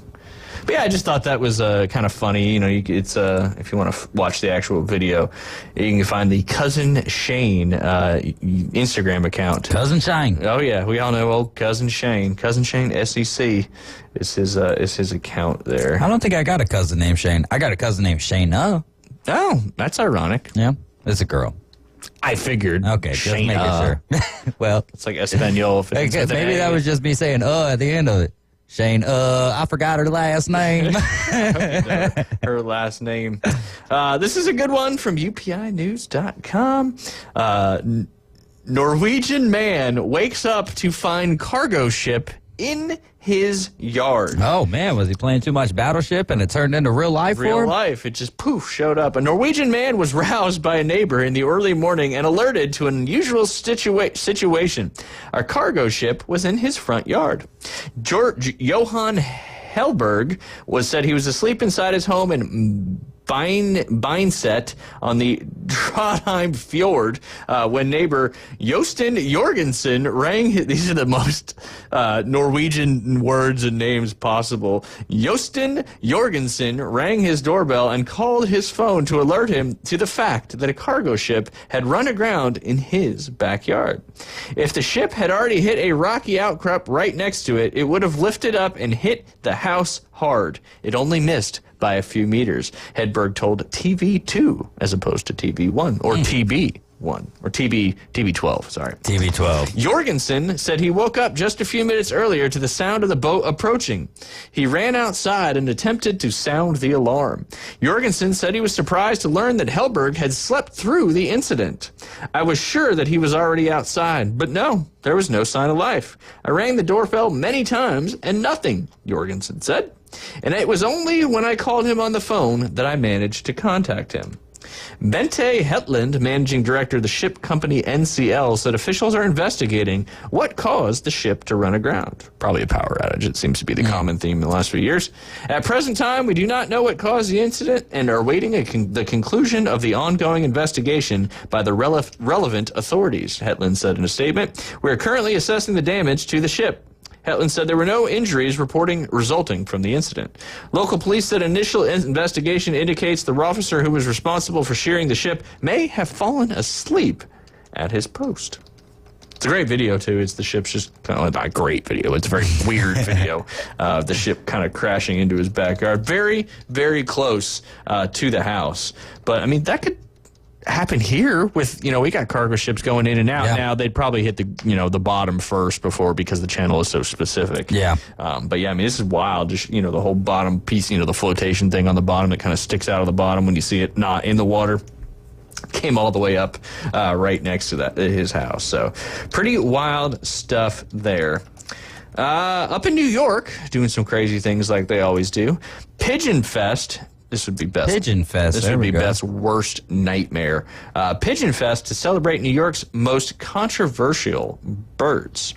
A New York park is celebrating one of the city's most iconic animals next month with a Pigeon Fest, a day-long event featuring art exhibitions, science demonstrations, and the city's first pigeon impersonation pageant. Oh my God! The old PFP. That was good. I guess they're celebrating, if Kevin didn't run into the pigeon lady, he would have been captured by Marv and Harry again. Yeah, that's true. Biggest hero that was not expected to be a hero in all the Home Alones. She was certainly one of probably the biggest hero. Obviously, the guy and the neighbor in the first movie helped Kevin out, too. But the pigeon lady was... Was that the old guy with the shovel? Yeah. Okay. I don't think they ever say his name in the movie. Old guy with the shovel? Old guy with shovel. That was his character. Graybeard. Yeah. And everybody thought he was mean in the beginning, but turns out he actually helped. He was nice. He helped Kevin's attitude as well as him physically at the end of the movie. Come on, Kevin McAllister. It's time to grow up. Right? Right. He did. Got in a little trouble, too, but I think he settled back down now. Yeah, I think he's actually dating someone famous right now. Interesting. I'm sure you're about to find out. Yes, I am. The High Line, an elevated park on the west side of Manhattan, announced Pigeon Fest will be held from noon to 8 p.m., 8 hour long, on June 14th, coinciding with National Pigeon Appreciation Day. Didn't know there was a National Pigeon Appreciation Day, but apparently it's coming up here in 3 weeks or so. Well, they used to carry our mail and whatnot. That's true. So. That's true. They were a very important part of our early history. Did you ever watch Zack and Cody? No, I didn't. I know what show you're talking about. Is that the one with Nickelodeon? Yeah, no, it was on Disney Channel back in the day, but there was a Asian girl on there, Brenda Song, and that's who Macaulay Culkin is dating. Okay. I want to say, I might be wrong on this. I want to say Tim Meadows was on Zach and Cody. That would be ironic. Yeah, he was. There you go. He was. Look at you, Zach There and you Cody. go. I was thinking. No, he wasn't. Never mind. Oh. Never mind. Did not have a role. He looked very similar to the guy, though. Myth busted. Yeah. I was thinking of Drake and Josh because of that Nickelodeon documentary and all the crazy stuff that was going on behind the scenes. Awful stuff. But anyway, the park's website said the event is partially inspired by dinosaur artist Ivan Argoat's 17-foot-tall aluminum pigeon sculpture that resides in the park. Told you, statues are pointless. Well, aluminum too, so they can just lift it up. Alan Van Kappel, the park's executive director, told the New York Times that the festival will include a pigeon impersonation pageant and a panel on urban ecology and bird conservation. Events also include a Zumba-style pigeon dance party. I'd go just for that. And a puppet show put on by Tina Pina Trachtenberg, a.k.a. Mother Pigeon, who is famous in New York for feeding the birds while dressed in a giant pigeon costume. Love or hate them, people are fascinated by our feather birds, Van Kappel told Time Out New York. This festival felt like a fitting way to celebrate New Yorkers' dynamic relationship with art, nature, and specifically pigeons. If you're wanting to make the trip up there, I think the direct flights to LaGuardia start in June. Don't quote me on that. But we do have a new route this summer where ECP will be going up to LaGuardia. So if you want to potentially jump in and be part of the Pigeon Fest on June 14th, hop on that plane, get up there, and watch the giant pigeon feed the other pigeons. But they're going to celebrate it. And I know pigeons are kind of similar to doves, but not the same thing. Speaking of doves, turtle doves, that's what the pigeon lady gave Kevin, or Kevin gave the lady the turtle doves. Oh, that's right. They each had one. We talked about the woman that went into labor on the show. This kind of relates to here. Turtle found covered in more than 1.5 pounds of barnacles and algae. Maybe this was at Gulf World. Just kidding. It might have been. I don't know. It's not. Marine rescuers in North Carolina said they removed more than 1.5 pounds of barnacles and other organisms from a stranded green sea turtle. The Cape Hatteras National Seashore said on social media that its resource management team responded to a call about a stranded juvenile turtle, and they brought the reptile to the Sea Turtle Assistance and Rehabilitation Center at the North Carolina Aquarium. The rehab team gave her an exam and began to clean her up. She was found with a heavy load of Epobiota, including barnacles, algae, and other sea creatures, the Post said. Officials said the team removed more than 1.5 pounds of Epobiota, organisms that live on the surface of other living organisms. Is that a symbiotic relationship, or is that the relationship where you're just the host and you're getting all your stuff drained? I forgot what those are all called. It's above my pay grade. From the weighed organisms that live on the surface of other living organisms, from the weighed down turtle. Safe in the hands of the green turtle was already looking much more active and on the way to recovery, the Post said. I know you see that with whales a lot too, that they just get completely covered in barnacles. People are out there kind of helping get them off, but just one of those things. Barnacles, it's all that sea life out there. We got a little mat outside of our dock, and at the bottom of it's completely covered in barnacles. And I think we're going to task Liam with trying to get all those barnacles off. There you go. But yeah, I talked about the ejected alligator yesterday. Got to watch out for those East African crowned cranes, as one of them up there in the Washington Zoo has escaped. A zoo in Washington is asking nearby residents to be on the lookout for an East African crowned crane that escaped from the facility. The Cougar Mountain Zoo issued an alert on social media Wednesday as the reported juvenile exotic bird had been spotted outside zoo grounds in Issaquah. The crane, distinguished by its crown of golden feathers, was initially seen near the Northwest Newport Way in Issaquah and was later spotted at Lake Sammamish. It's like Sammy. Sammamish State Park. Sandwich. I'm hungry now. If you see her, don't approach her. Just email them at info@cougarmountainzoo.org. Don't call. You got to email. which doesn't seem like the fastest way to get the zoo's attention. Seems like there's been a lot of animal escapes from zoos in different places all over the world in the last few years, or maybe it's because we talk about it more often than not. Real quick, one more story. It's about Five Guys restaurant. Five Guys was founded in Arlington, Virginia in 1986 by Jerry Murrell and his sons, who decided to use their college fund to start a burger business. The company grew steadily by focusing on fresh ingredients, never using freezers or microwaves, and maintaining strict quality standards. Franchising began in 2003 and led to rapid expansion worldwide. Today, Five Guys operates over 1,700 locations, remains privately owned by the Murrell family, and is valued at over $2 billion. The craziest part, David Hayes, they had no business plan, just a single goal: to make the best burger in town. There you go. 30 years later, they've built a $2 billion empire without ever running a single ad. That's the story of Five Guys. Pretty impressive stuff, not running a single ad. But if you want your business to be successful here in Bay County, Panama City Beach, and Port St. Joe, give us a call, 850-215. Actually, better yet, give me a call, 843-254-8215. We got to take a quick break. When we get back, we'll be joined by Aaron Bearden from Instant Replay Sports Cards.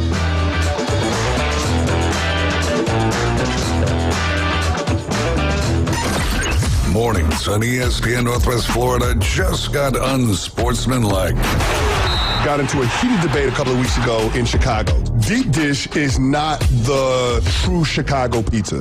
Oh boy. Tavern-style pizza is the true Chicago pizza. Like, if you are a native Chicagoan, you're going for the tavern-style pizza. Can you explain what that is? A lot more than you're going for the deep dish style. Evan, Canty, and Michelle. Weekdays 5 to 7 on ESPN Northwest Florida. Good afternoon. This is Joanna on ESPN Northwest Florida with your weather forecast on this Friday. Sunny the rest of the day with a gentle breeze around 11 miles per hour out of the southwest and temps near 86. Tonight we will have clear skies and a wind speed of 6 miles per hour and be warm at 75. Sunny tomorrow and a high 86. Mostly sunshine Sunday with a temp of 86. Monday the high will reach 88 with mostly sunshine. This forecast is brought to you by Earthworks of Northwest Florida. Thank you for tuning into ESPN Northwest Florida. Rely on it. Tired of boring merch and want your brand to stand out like the big names? Elevate your look with Red 7 Tees. They don't just print shirts, they create bold identities. They are a veteran-owned custom apparel shop providing the kind of detail that turns heads, using high-quality digital printing and embroidery to give you that unique style you love with no minimums or cookie-cutter designs. From small business to sports teams, if you've got a vision, they'll help you wear it proudly. Visit red7tees.com. Whether you're an experienced investor or first-time buyer, Beach House will provide you with top-notch service to guide you through every step of the process. We make the real estate process fun and easy through effective marketing, strategic advertising, and always a client-focused experience. From single-family homes to full-scale developments, Beach House Sales Development has you covered. Check them out at beachhousesalesfl.com or give them a call at 850-919-3500. Broadcasting from the Gulf Plus Studios, it's the Inside Drive. Are you ready? Celebrating 2 years of broadcasting history. I love it. It's the Best of Bay awarded Inside Drive on 104.3 ESPN Northwest Florida. Weekdays 11 to 1 with Ryan Mulvey. Becky was on roids. On ESPN Northwest Florida.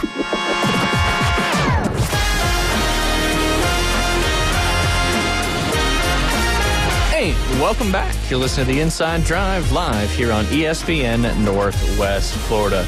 It's Friday. It's our 12:20 segment. That means one thing. We've got the owner of Instant Replay Sports Cards on the line. That is Aaron Bearden. He's down there in the Stanford Station. Well, he might be down there in the Stanford Station plus Shopping Plaza. Aaron, how are you doing on this Friday? I'm fantastic. How are you guys? We're doing good. We're doing good. And just appreciating all the men and women who've made the ultimate sacrifice so that we can go have a great, fun, enjoyable weekend with our friends and families.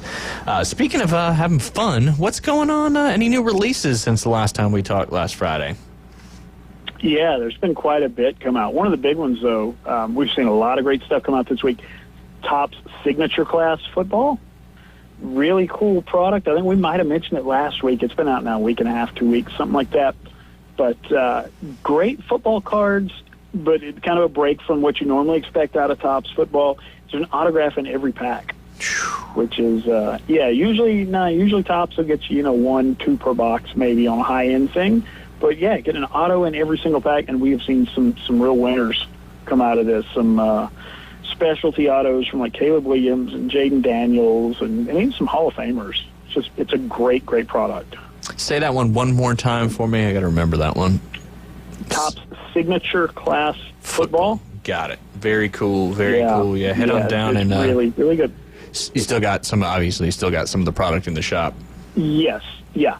To me, I think it's the best football product Topps has put out since they got back into the football market last year. So hopefully, a sign of what's to come. Yeah, absolutely. For Topps football. Absolutely. Looking forward to checking that one out. Last Saturday, you had the big Topps Rip Night. How did that go? I'm sure everybody had a blast doing that. Yeah, it was a great time. We gave away some exclusive prizes from the Topps Industry Conference that had gone to. So stuff you couldn't get anywhere else. And a lot of good hits got pulled. The thing about Rip Night is there's so many packs getting opened that there's always just a bundle of super cool hits that come out on that evening. So, yes, definitely a fun thing. We do it once a month. Folks out there, check our website, Instant Replay Sports Cards, or come in and see us. Follow us on Facebook. You'll find out when Rip Night is happening. I think next month it's on the 14th, I believe, of June. So it's a great way to get in on some really, really amazing cards at a very affordable price. Absolutely. And speaking of next month, around that time, if you've got a sports memorabilia card collector dad in your family, opportunity to head down to Instant Replay. And you can get a gift card for Father's Day as well. And if you know what he likes, Aaron and his great staff can help you pick out something to make Father's Day special, as it is just right around the corner. So go check out Instant Replay for all your Father's Day needs, if you indeed have that collector or sports card guy in your family. Aaron, I've got some fun questions again for you. I've been trying to find some of these that just make it, kind of quirky, a little different. I'll just go through them for you. What is the first card you ever collected or traded, and do you still have it? Ooh, you're making me go back a minute on that one. I'm sure it's first card I remember getting specifically, rather than just say opening up a pack. Yeah. First thing, like with an intention of getting. I remember at the old flea market here in town, over by the bowling alley on 98. You guys know Sherman Avenue, where the post office is. Yeah, they had that big flea market, and I remember buying a team set of 1984 Chicago Cubs. Now, this would have been like 88, 89, probably. I don't know why I went with the Cubs on that. We didn't have WGN when I grew up, so it wasn't like I was seeing the Cubs play all the time. Yeah, because that's a reason why a lot of people love the Cubs, is because you could watch them. Cubs and the Braves. Yeah. I think maybe, if I had to look back on it now, maybe RBI Baseball was to blame, seeing Ryan Sandberg and Andre Dawson and how good those guys were in the game. You didn't have all the teams to pick from. It was just the people that made the playoffs. So, maybe that's what made me a Cubs fan initially. I remember with the team set, my favorite player was Rick Russell, who I still think is wildly underrated in the history of baseball. Somebody did a really good study a few years back. They took Rick Russell and Steve Carlton and basically took all their data and just flip-flop which stadium they played in, and put Rick Russell doing his career in Philly and Carlton doing his career in Chicago, and found out that Russell would have been a 300-game winner had that swapped, and Steve Carlton probably would not have made the Hall of Fame with those stats. So, sometimes it's not just about the raw numbers. Sometimes there's stuff in the talent that just doesn't show up based on where you play. Yeah, absolutely. So, absolutely. Yeah. The first individual card I remember buying myself, bought a 1959 Topps Roberto Clemente card. I really loved Clemente. And then that was like the best Clemente card I could afford. I think it was his 5th year card. It was the oldest one I could afford. And so I still have that. And then I remember really wanting and finally getting a Joe Montana rookie card, which I still have. And I've had, like dozens other Montana rookies since then, but I still have that original one. It's certainly not the best of them, but I know it's the first one when I look at it. It's the first one I ever had. I can't replace that. Yeah, no doubt. Means more than just what the card indeed is. Any others that you remember and still have? Oh, yeah. I mean, I come across stuff all the time. The first autograph card I ever got was it was an off-brand, like a TCMA or something like that, Warren Spahn card after he went in the Hall of Fame, black and white, and Spahn had signed it. The first autograph card I ever had. Wow. So I was already a Spahn fan. It made me a lifelong, huge Warren Spahn fan. Yeah, no doubt. I remember cards, sending them off to players and getting them signed and getting them to come back, and, still having those. First in-person auto I remember getting was Rocky Bleier. Played for the Steelers, played for Notre Dame. He went to my elementary school and did a little presentation, gave a talk. I don't remember what he talked about, but I still have the autographs. No, that's pretty cool. So that goes back from when you were in elementary school and an actual on-card, in-person autograph. I remember as a kid, I reached out to Marty Brodeur and trying to get some kind of, and at the time they would do like those auto pen pictures and stuff like that, and I remember getting that. I mean, obviously it wasn't a real autograph, but it was still cool, and that's one of the earlier things I remember as far as collecting cards. I was more doing like the Marvel cards and stuff like that. Speaking of cards, you could still send a letter to Wolverine or Beast or something and hope for an auto. That'd be cool. Marvel guys weren't returning maybe at the same rate, but who knows? That auto pen thing that really turned me off of being a fan of George Brett for a long time. That was a phenomenal hitter, but when I would send cards out, so many guys would sign the card and send it back, or send back something better than a card signed. And George Brett sent me back a black and white Xeroxed postcard with a stamped signature on it. Yeah. And I was like, man, I'd rather you just not have sent anything back at all, and I could have just thought maybe it got lost in the mail. Right. So, yeah, if anybody asks, if you pick up on that I'm not a huge George Brett fan, it probably goes back to that moment. Yeah, there you go. Sorry to bring up the bad memory there, but I mean, and who knows how many, inquiries these guys were getting, because before social media, before the internet, all that stuff, I mean, that's really all you could write a letter, a handwritten letter, and mail it to. It was usually like the blah blah blah fan club or something like that, and sometimes they would do no doubt. Speaking of cards, is there a holy grail card for you, one you've always dreamed of owning? Not one you have, but one you've dreamed of owning? I think I mean, obviously, you could just look at it and say, what's the most expensive? Yeah, of course, card? But that comes in if you want to sell it. If you want to own it, it really doesn't matter what it's worth, because until you sell it, it's just a piece of card stock, right? Yep, no doubt. So, for something that I could go out and buy today if I felt like it, I just haven't. But 1954 Topps Hockey, I think that's one of the greatest looking card sets ever made. If you've never seen it, if you're a card collector, there's a good chance you've never seen them. They're just not really out there, particularly in our part of the country. Go on eBay and look these 1954 Topps hockey cards up. They're gorgeous. I don't think anyone's ever brought any of them in to sell in all the years we've been doing this. It's just not something you see. But I think, that's a kind of a set. If you're going to put that together, put it in a binder so you could look at it and just admire it. It's just a gorgeous, gorgeous set. And it's not that expensive. It really, compared to other card sets of the 50s, it's very, very affordable. So, I probably at some point have to look up who's the top card in that set and maybe just get a decent one just to have, because it'd be great to show off to people. Yeah, no doubt. I'm looking at one on Amazon right now. These cards are fantastic. And I don't think it's the actual autograph, but they're all PSA encased, and I see Gordie Howe in there, Bill Quackenbush. Those are some names at least I remember. And then you start getting into because I think we were still pretty much original 6 in that point in time, if I'm not mistaken, because that's certainly what it looks like. It looks like you got the Red Wings, the Rangers, the Canadiens, the Bruins.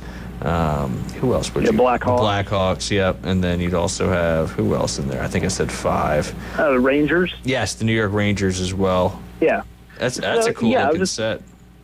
Yeah, they're beautiful. And I just pulled them up on eBay. I mean, you can buy some of the cards raw for $10 or less.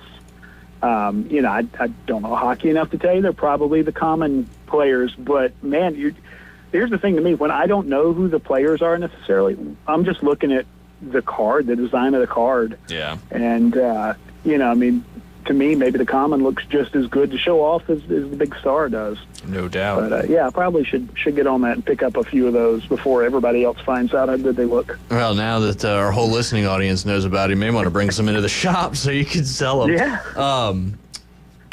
Maybe this falls right into what you were just talking about, but which era of sports cards do you think was, or is, if it's modern, the most exciting? Well, for design, I think the 50s, because everything was being done for the first time.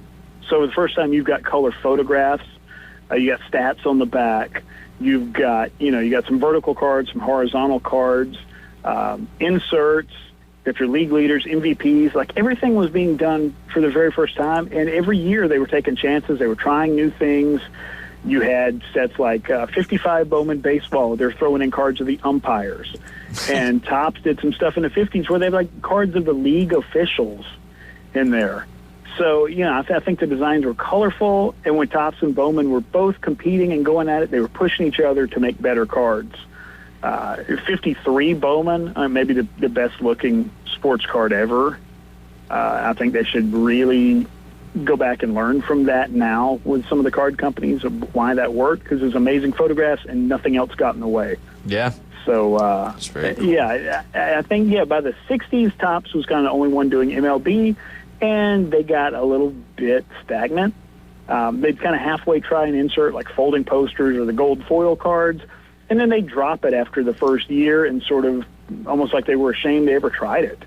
So I think for a long time there's really not a lot of innovation. It's certainly exciting right now, not so much in terms maybe of the design of the cards, but what's going into them, what you can get out of it, the interaction with the players.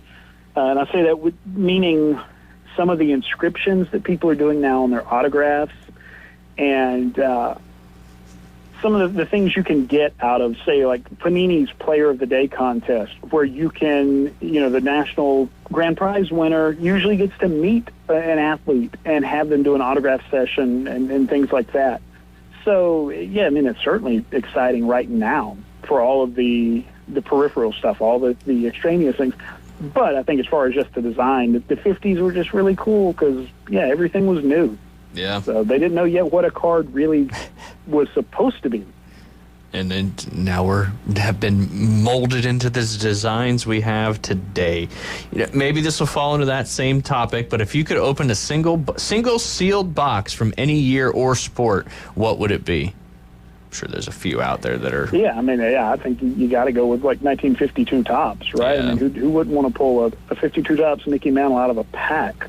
I've opened 1951 Topps Redbacks before, so it's not just, say necessarily the age of the cards. It's more about now what might be in there. So, there's products like that just for the value that'd be fun, but I don't know of anything with more opportunity than, say, the 52 Topps and something that's really out of reach. Yeah. I saw the other day like some 93 SP, Upper Deck SP baseball, which has that great Derek Jeter foil rookie. But that's really the only card you can get in that product where you can try to get your money back out of the product. So, if you don't pull gamble. a Jeter out of that box, of course, like I say, if you could open up even 86 Flair basketball, you got that Jordan rookie, but man, you got rookies of like Barkley and Ewing and, all of the Isaiah Thomas, all these guys, on and on and on. So many legends and Hall of Famers. Even without the value, it would just be fun to open. Yeah, absolutely. You may have talked about this before. Which athlete signs the best or the worst autographs, in your opinion? For best, mostly your older athletes, and part of this was people did more writing by hand in the past. They weren't typing everything with their thumbs. So I think these guys had to focus more on their penmanship in schools, and people in the past just probably overall had better handwriting. So if you look back to particularly baseball. I work more with baseball autographs than the other sports. But you go back to the guys who played in like the 60s and 70s and before, they really took pride in their signatures. And they're usually very legible. So anybody from like Pete Rose to Nolan Ryan, and on back, of course, to Mickey Mantle, Ted Williams, Joe DiMaggio, some of those guys sat down and just practiced their signature just because they wanted to give fans a good signature when they asked for it. Not that there was any money in it. But, guys like Andre Dawson. Andre Dawson has a beautiful, beautiful signature. It borders on like some kind of a like calligraphy class thing you would learn. Yeah. John Beliveau, from the NHL, gorgeous signature. Harmon Killebrew, Muhammad Ali, definitely guys. But in modern sports, golfer Colin Morikawa. Ooh. Great signature. I mean, when you see that, it looks like, okay, this is a guy that went to school 50 years ago and really had to work on his handwriting. Yeah. More effort. And as far as like the worst, mostly your modern athletes. Open up any pack of, football, even some of the baseball. Look at how these guys sign. A lot of them do one letter. They do something that just kind of looks like a check mark or a line. Seen a few of those, yeah. That's yeah, for sure. Sometimes if you're lucky, you get an initial from the first and last name, and that's about it. So I always think, man, if I owned a card company, that'd be in the contract. It's like, look, you're getting paid by what percentage of your name we can read. I like that. You want to sign a first initial, and that's it. Okay, you had 10 letters in your name. You get 10% of the pay for that. I like that. That would make them sign a little bit better very, very quickly. They want to read it. They want to know whose signature that is, especially if you're opening a blind item like some of the boxes that have just a mystery signed football or baseball. You open it up, and you're like, okay, it's got some Sharpie ink on it, but I don't know who signed it. You shouldn't have to go do your detective work on the internet. You shouldn't have to take a picture and try to find it doing that. Yeah, no, that's crazy. Give me a signature I can read. Yeah, no doubt. Well, Aaron, we're pretty much out of time, but before we go, tell us about what you got coming up tonight and tomorrow to kick off Memorial Day weekend. All right, tonight, Kids Club, 6 p.m. Bring the kids in. We got a special surprise for them. A little something extra happening tonight at Kids Club.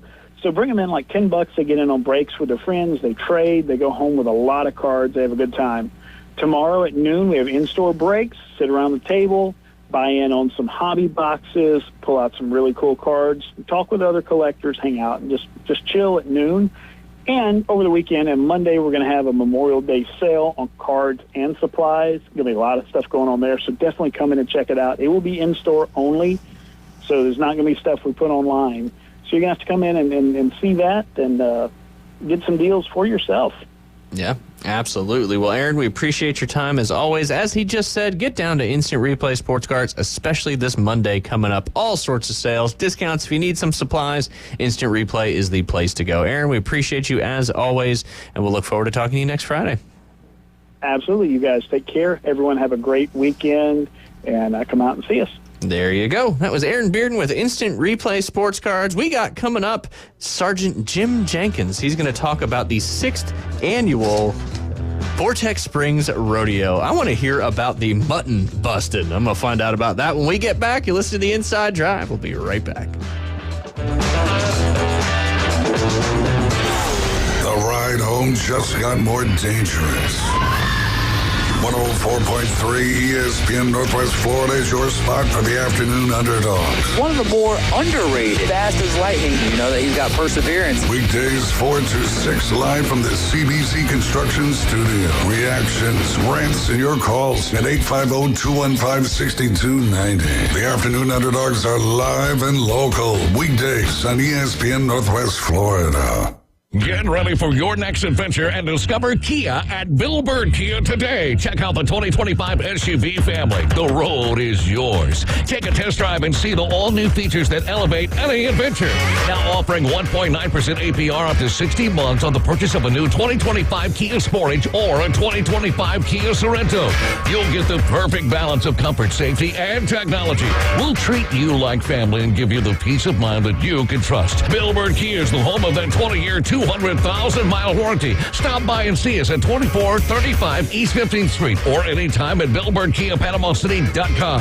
See us today. Offer from Kia Finance America for the purchase of a new 2025 Kia Sportage and a 2025 Sorento with $1,748 per month per 1,000 financed in 60 months. Qualities limited. Cannot be combined with other finance offers not available on balloon financing. The 20-year, 200,000-mile warranty is a BillBird Kia warranty. See dealer for complete details. Offer for well-qualified buyers must take delivery from dealer stock through 6/2/25. Tired of boring merch and want your brand to stand out like the big names? Elevate your look with Red 7 Tees. They don't just print shirts, they create bold identities. They are a veteran-owned custom apparel shop providing the kind of detail that turns heads, using high-quality digital printing and embroidery to give you that unique style you love with no minimums or cookie-cutter designs. From small business to sports teams, if you've got a vision, they'll help you wear it proudly. Visit red7tees.com. Now back to the Inside Drive, live and local from the Gulf Plus studios. And now the Inside Drive with Ryan Mulvey. We're gonna have a talk. Tell me what you know. It's a frantic noise. ESPN, Northwest Florida. And welcome back. You're listening to the Inside Drive live here on ESPN Northwest Florida. We are looking forward to hopefully getting Sergeant Jim Jenkins here on the line with us to talk about the 6th annual Vortex Springs Rodeo. It's coming up tonight and tomorrow night, May 23rd and 24th, up there at Vortex Springs. That's 1517 Vortex Springs Lane in Ponce de Leon, Florida. Tickets are just $15 and kids under 5 are free. I believe we have Sergeant Jim Jenkins on the line. Sergeant Jenkins, how are you doing today? I'm good. How are y'all? Oh, we're doing fantastic. Can't wait to learn a little bit more about the rodeo coming up tonight and tomorrow. Kind of walk us through, how did this, I know this is the 6th annual one, but how did this particular rodeo get started up there in Ponce de Leon? The Dockery family that owned Vortex Springs here, they started the rodeo in reference to the Divers Down, and as well as some of the other organizations that they're involved in to raise money to donate back to the community. So they started doing that, and they contacted me and asked me if I would be interested in being their producer for it. And we started off, and we're just getting bigger and bigger every year. Sounds like you're getting ready for it right now, if I'm not mistaken. But, what makes this event so special? Well, it's family oriented. There's something here for every person. We got mutton busting. I was going to ask you what the mutton busting was. I need to know about that. Well, that's when the kids are able to come and ride the sheep. They get on the sheep, and they're judged on their times and how they ride and all this good stuff. And then they get a little prize at the end. Gotcha. It's very family oriented. So if we can start these kids out young, riding sheep and mess with the calves and all that, who knows? Yeah. They'll grow on up and get into the bigger events. No doubt. And, this looks like it's sanctioned by the Professional Cowboy Association. What does that exactly mean? Just curious myself. The Professional Cowboy Association is, these guys, they're not, it's an organization that, you have open rodeos where anybody can sign up and anybody can compete. And these guys, they're professional. They do this almost every weekend. It's sort of like, the best way for me to break it down is the PCA is like college football, and the PRCA is like the pros. Okay. So we're right there under the pros, and we're right there above the high school level. So, we're kind of in the middle. Kind of intermediate level, so to speak. Right. Gotcha. Mm-hmm. Gotcha. Well, if I were to come out to one of these events tonight or tomorrow night that I believe start at 7 p.m., what can I expect for the overall event? Oh, man, you're going to get anything and everything. We got vendors, we got food, we got, you name it, we got it. It's going to be an action-packed rodeo. It's from bull riding to saddle bronc riding to bareback riding, team roping, calf roping, breakaway roping for the ladies, barrel racing, you name it, we've got it. We are a full-fledged rodeo, and we're happy to be here in Vortex Springs. Absolutely. And if somebody wants to attend, where do they go to get tickets? Is there a place they go, or they just show up and buy tickets at the gate? They show up and buy tickets at the gate. That way there's no, if you get any phone calls from any scammers or anything like that saying that they're going to sell you tickets, that's not true. That's why we just do them right here at the gate, and that way we get away from those scam artists. But gates open at 5. The mutton busting starts at 6. So if you want to be a mutton buster, get here around 5, get signed up, get ready to go. We'll start riding them sheep at 6 o'clock, and then the rodeo will start at 7. Very, very cool. If anybody has any questions, where do they go to find out more information, or is there a phone number they could call? Just call me directly. My phone number is 850-258-8471. Perfect. Well, anything else people need to know before they head out to the rodeo this evening and tomorrow evening? Well, just come. Bring your lawn chairs. We'll get you up and close to the action. We got a great announcer, Brett Davenport. He'll be here and he'll be on the mic. Just come. Be ready to have a good time. There you go. Well, Sergeant Jenkins, I appreciate you jumping on with us, and congratulations on the 6th year of the Vortex Springs Rodeo. And everybody get out there. All you got to do is pay at the gate. It's right there at Vortex Springs. That's 1517 Vortex Springs Lane in Ponce de Leon, Florida. What a better way to kick off your Memorial Day weekend than head on out to the rodeo. Sergeant Jenkins, we appreciate your time, and good luck with the event this weekend. Thank you very much. Y'all come see us. Oh, yeah, absolutely. That was Sergeant Jim Jenkins. Perfect segue into the radio coming up. The crazy part is Liam would ride a sheep in a heartbeat. Oh, yeah. I bet he'd be good at it, too. Probably. He's like the perfect size for it, like just being able to get his hands on the ears and just go. Is that what you do? You grab the sheep? I don't know. That's what I would do. I feel hold around its neck. Yeah, right? You could do that. So mutton, sheep, mutton chops, you look like sheep. Is that what it is? Yeah, that's basically what it boils down to. Okay, I might have to rock the mutton chops at some point. Or wool's down to. Ah, nice. Bareback riding. That's just they don't use a saddle. Is that your favorite of it? Yeah, that's all that means. Okay, no saddle. Bareback. No saddle. That sounds painful. Yeah, it's not the most comfortable way to ride a horse. I've ridden a horse before, but never bareback. Never bareback. No, just anytime I go anywhere and see a you got to stay loose, right? Yeah. You got to kind of go with the horse, right? Yep. You got to have some old Western music playing in the background. It's true. Do you think they'll have donkeys too up there? Maybe if they have, I mean, I'm sure there'll be some around there somewhere. They can't get too far from their buddies, right? That's true. Maybe the rodeo clowns will be riding in on donkeys. Yeah. Or mules. PCA clowns, yeah. Liam loves a donkey, loves a mule. That's my first ever time interviewing somebody with a rodeo. Yeah. Sounded like he was at the rodeo in the back. Yeah, Sounded like they were getting set up. Well, when he first got on the phone, I was like, I don't know if we're going to be able to put this out because like clank, clang, clang, clang. So they're getting all the rails and the gates but he went somewhere more quiet. So, yeah, good stuff there. Vortex Springs. Yeah, come on out tonight and tomorrow night. I guess it starts at 5, technically. The gates doors open, yeah. Doors open at 5. The official rodeo starts at 7 p.m. But the mutton chopping, that starts at 6. And if you want to get signed up, get there early. Got to get on those sheep. Hopefully there's some video from this. Yeah. Are you going to take Liam out there tomorrow night? It would have to be tomorrow night if we went. Do it. We should. I think so. I might convince Beth to do that. There you go. I mean, why not? Sounds like, Dustin, the superintendent out at Bay Point, he lives up in that neck of the woods. He says it's fantastic. Oh, okay. They go every year. Does he do a little mutton busting? I don't think he does. His kids might. I'll have to ask him because I'm curious now. But again, we want to make sure we are, why we're doing Memorial Day this weekend, or this week, and Saturday, Sunday, and officially Memorial Day on Monday is in respect and honor of all the men and women who have made the ultimate sacrifice so that we can do some mutton bust. Do some all sorts of fun stuff. Had they not done what they've done and continue to do, I might say, we would not be free like we currently are in the best country in the world. All right, David, real quick. I guess we can pick some games, right? Yeah. We don't have Sergeant Jenkins on the line anymore, although he really knew his stuff when it came to the rodeo. But I guess he's been doing it for a while. It'd be fun to be an MC at a rodeo.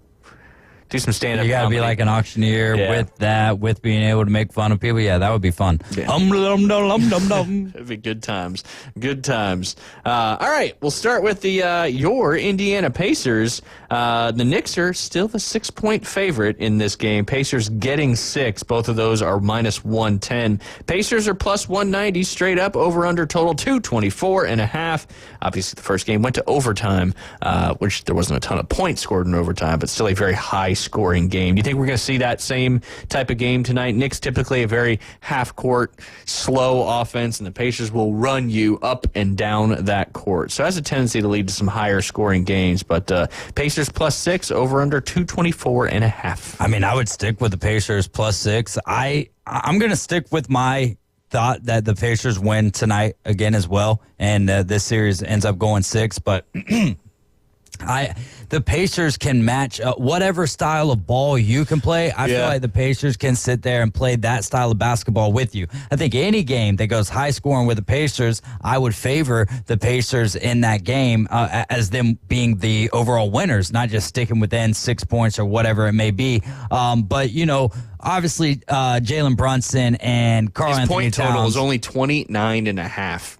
For Jalen Brunson, I'd match that. Yeah. And I think he has to hit that. Has to he was at that. 40-something in game 1. So I like the Pacers tonight, but I think you're going to have a very scrappy game tonight. What's the point total in this game? 224.5. So unless it goes to overtime, I see it being under that. I see like a 108 to 104 game, 104 game. Yeah, I mean, it should be another close one. That's a tough line, that 224.5 on your total, because I mean, one of the teams could break out there at the end, or like you said, what were they at the end of regulation? 125, 125. Yeah, so that's 250 just right there, and that's probably why this number is so big. But again, each game's going to be so very different. I do love Jalen Brunson though, over 29.5. Yeah, that seems like what's Hallie at? 17.5? 20.5. 20.5. Yep. I would go under on that one. Yeah, that's a bigger number, too. I mean, like you said, Brunson's going to have to score over 30 points for the Knicks to have a shot. What's Neesmith at? Ooh, wonder what his 3 total is. He's at 12.5. Smash. Smash that. Smash Jalen Brunson's over. Player threes made. Naismith is at 2.5. I like him to go over 12.5, but the 2.5 that'll be interesting. I mean, if he makes half of what he made last game, he's over. Well, yeah, but that was his career high. True. You know? True. He's been a big factor in each round, and at least, I mean, he's been a huge factor regardless, right? Because defensively, how he plays the game right there, that's huge. And him and Benedict Mathurin playing defense on Jalen Brunson absolutely wears him down. But will he get the same amount of volume here in game 2? Because like I said, it's been like 1 or 2 games in the series that he has these offensive outspurts. Yeah, no doubt. All right, real quick on the NHL side of things, Oilers and the Stars tonight at 7 p.m. Stars came back handedly in that third period a couple days ago and took away that 3-1 lead for the Oilers. Stars are favored by 1.5, over/under at 6.5. Give me the Oilers to win this series. What are they, the plus 1.5 or minus 1.5? Plus 1.5. Yeah, give me them plus 1.5, and then the over 6.5. I like the over too. Yeah, as well. I'll stay with over as well.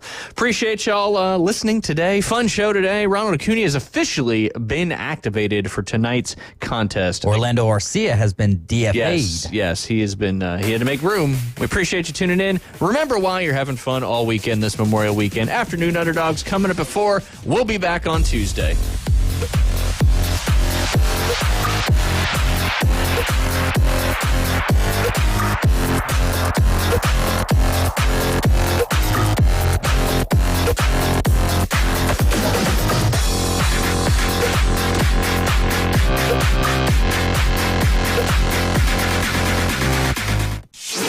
ESPN Northwest Florida. The Dan Patrick Show. Flag football, I don't get this. The NFL was really proactive in getting flag football into the LA Olympics. If I'm the Dolphins owner, am I letting Tyreek Hill play? No. Am I going to let Joe Burrow play? No. It's the Dan Patrick Show, weekday mornings from 9 till 11.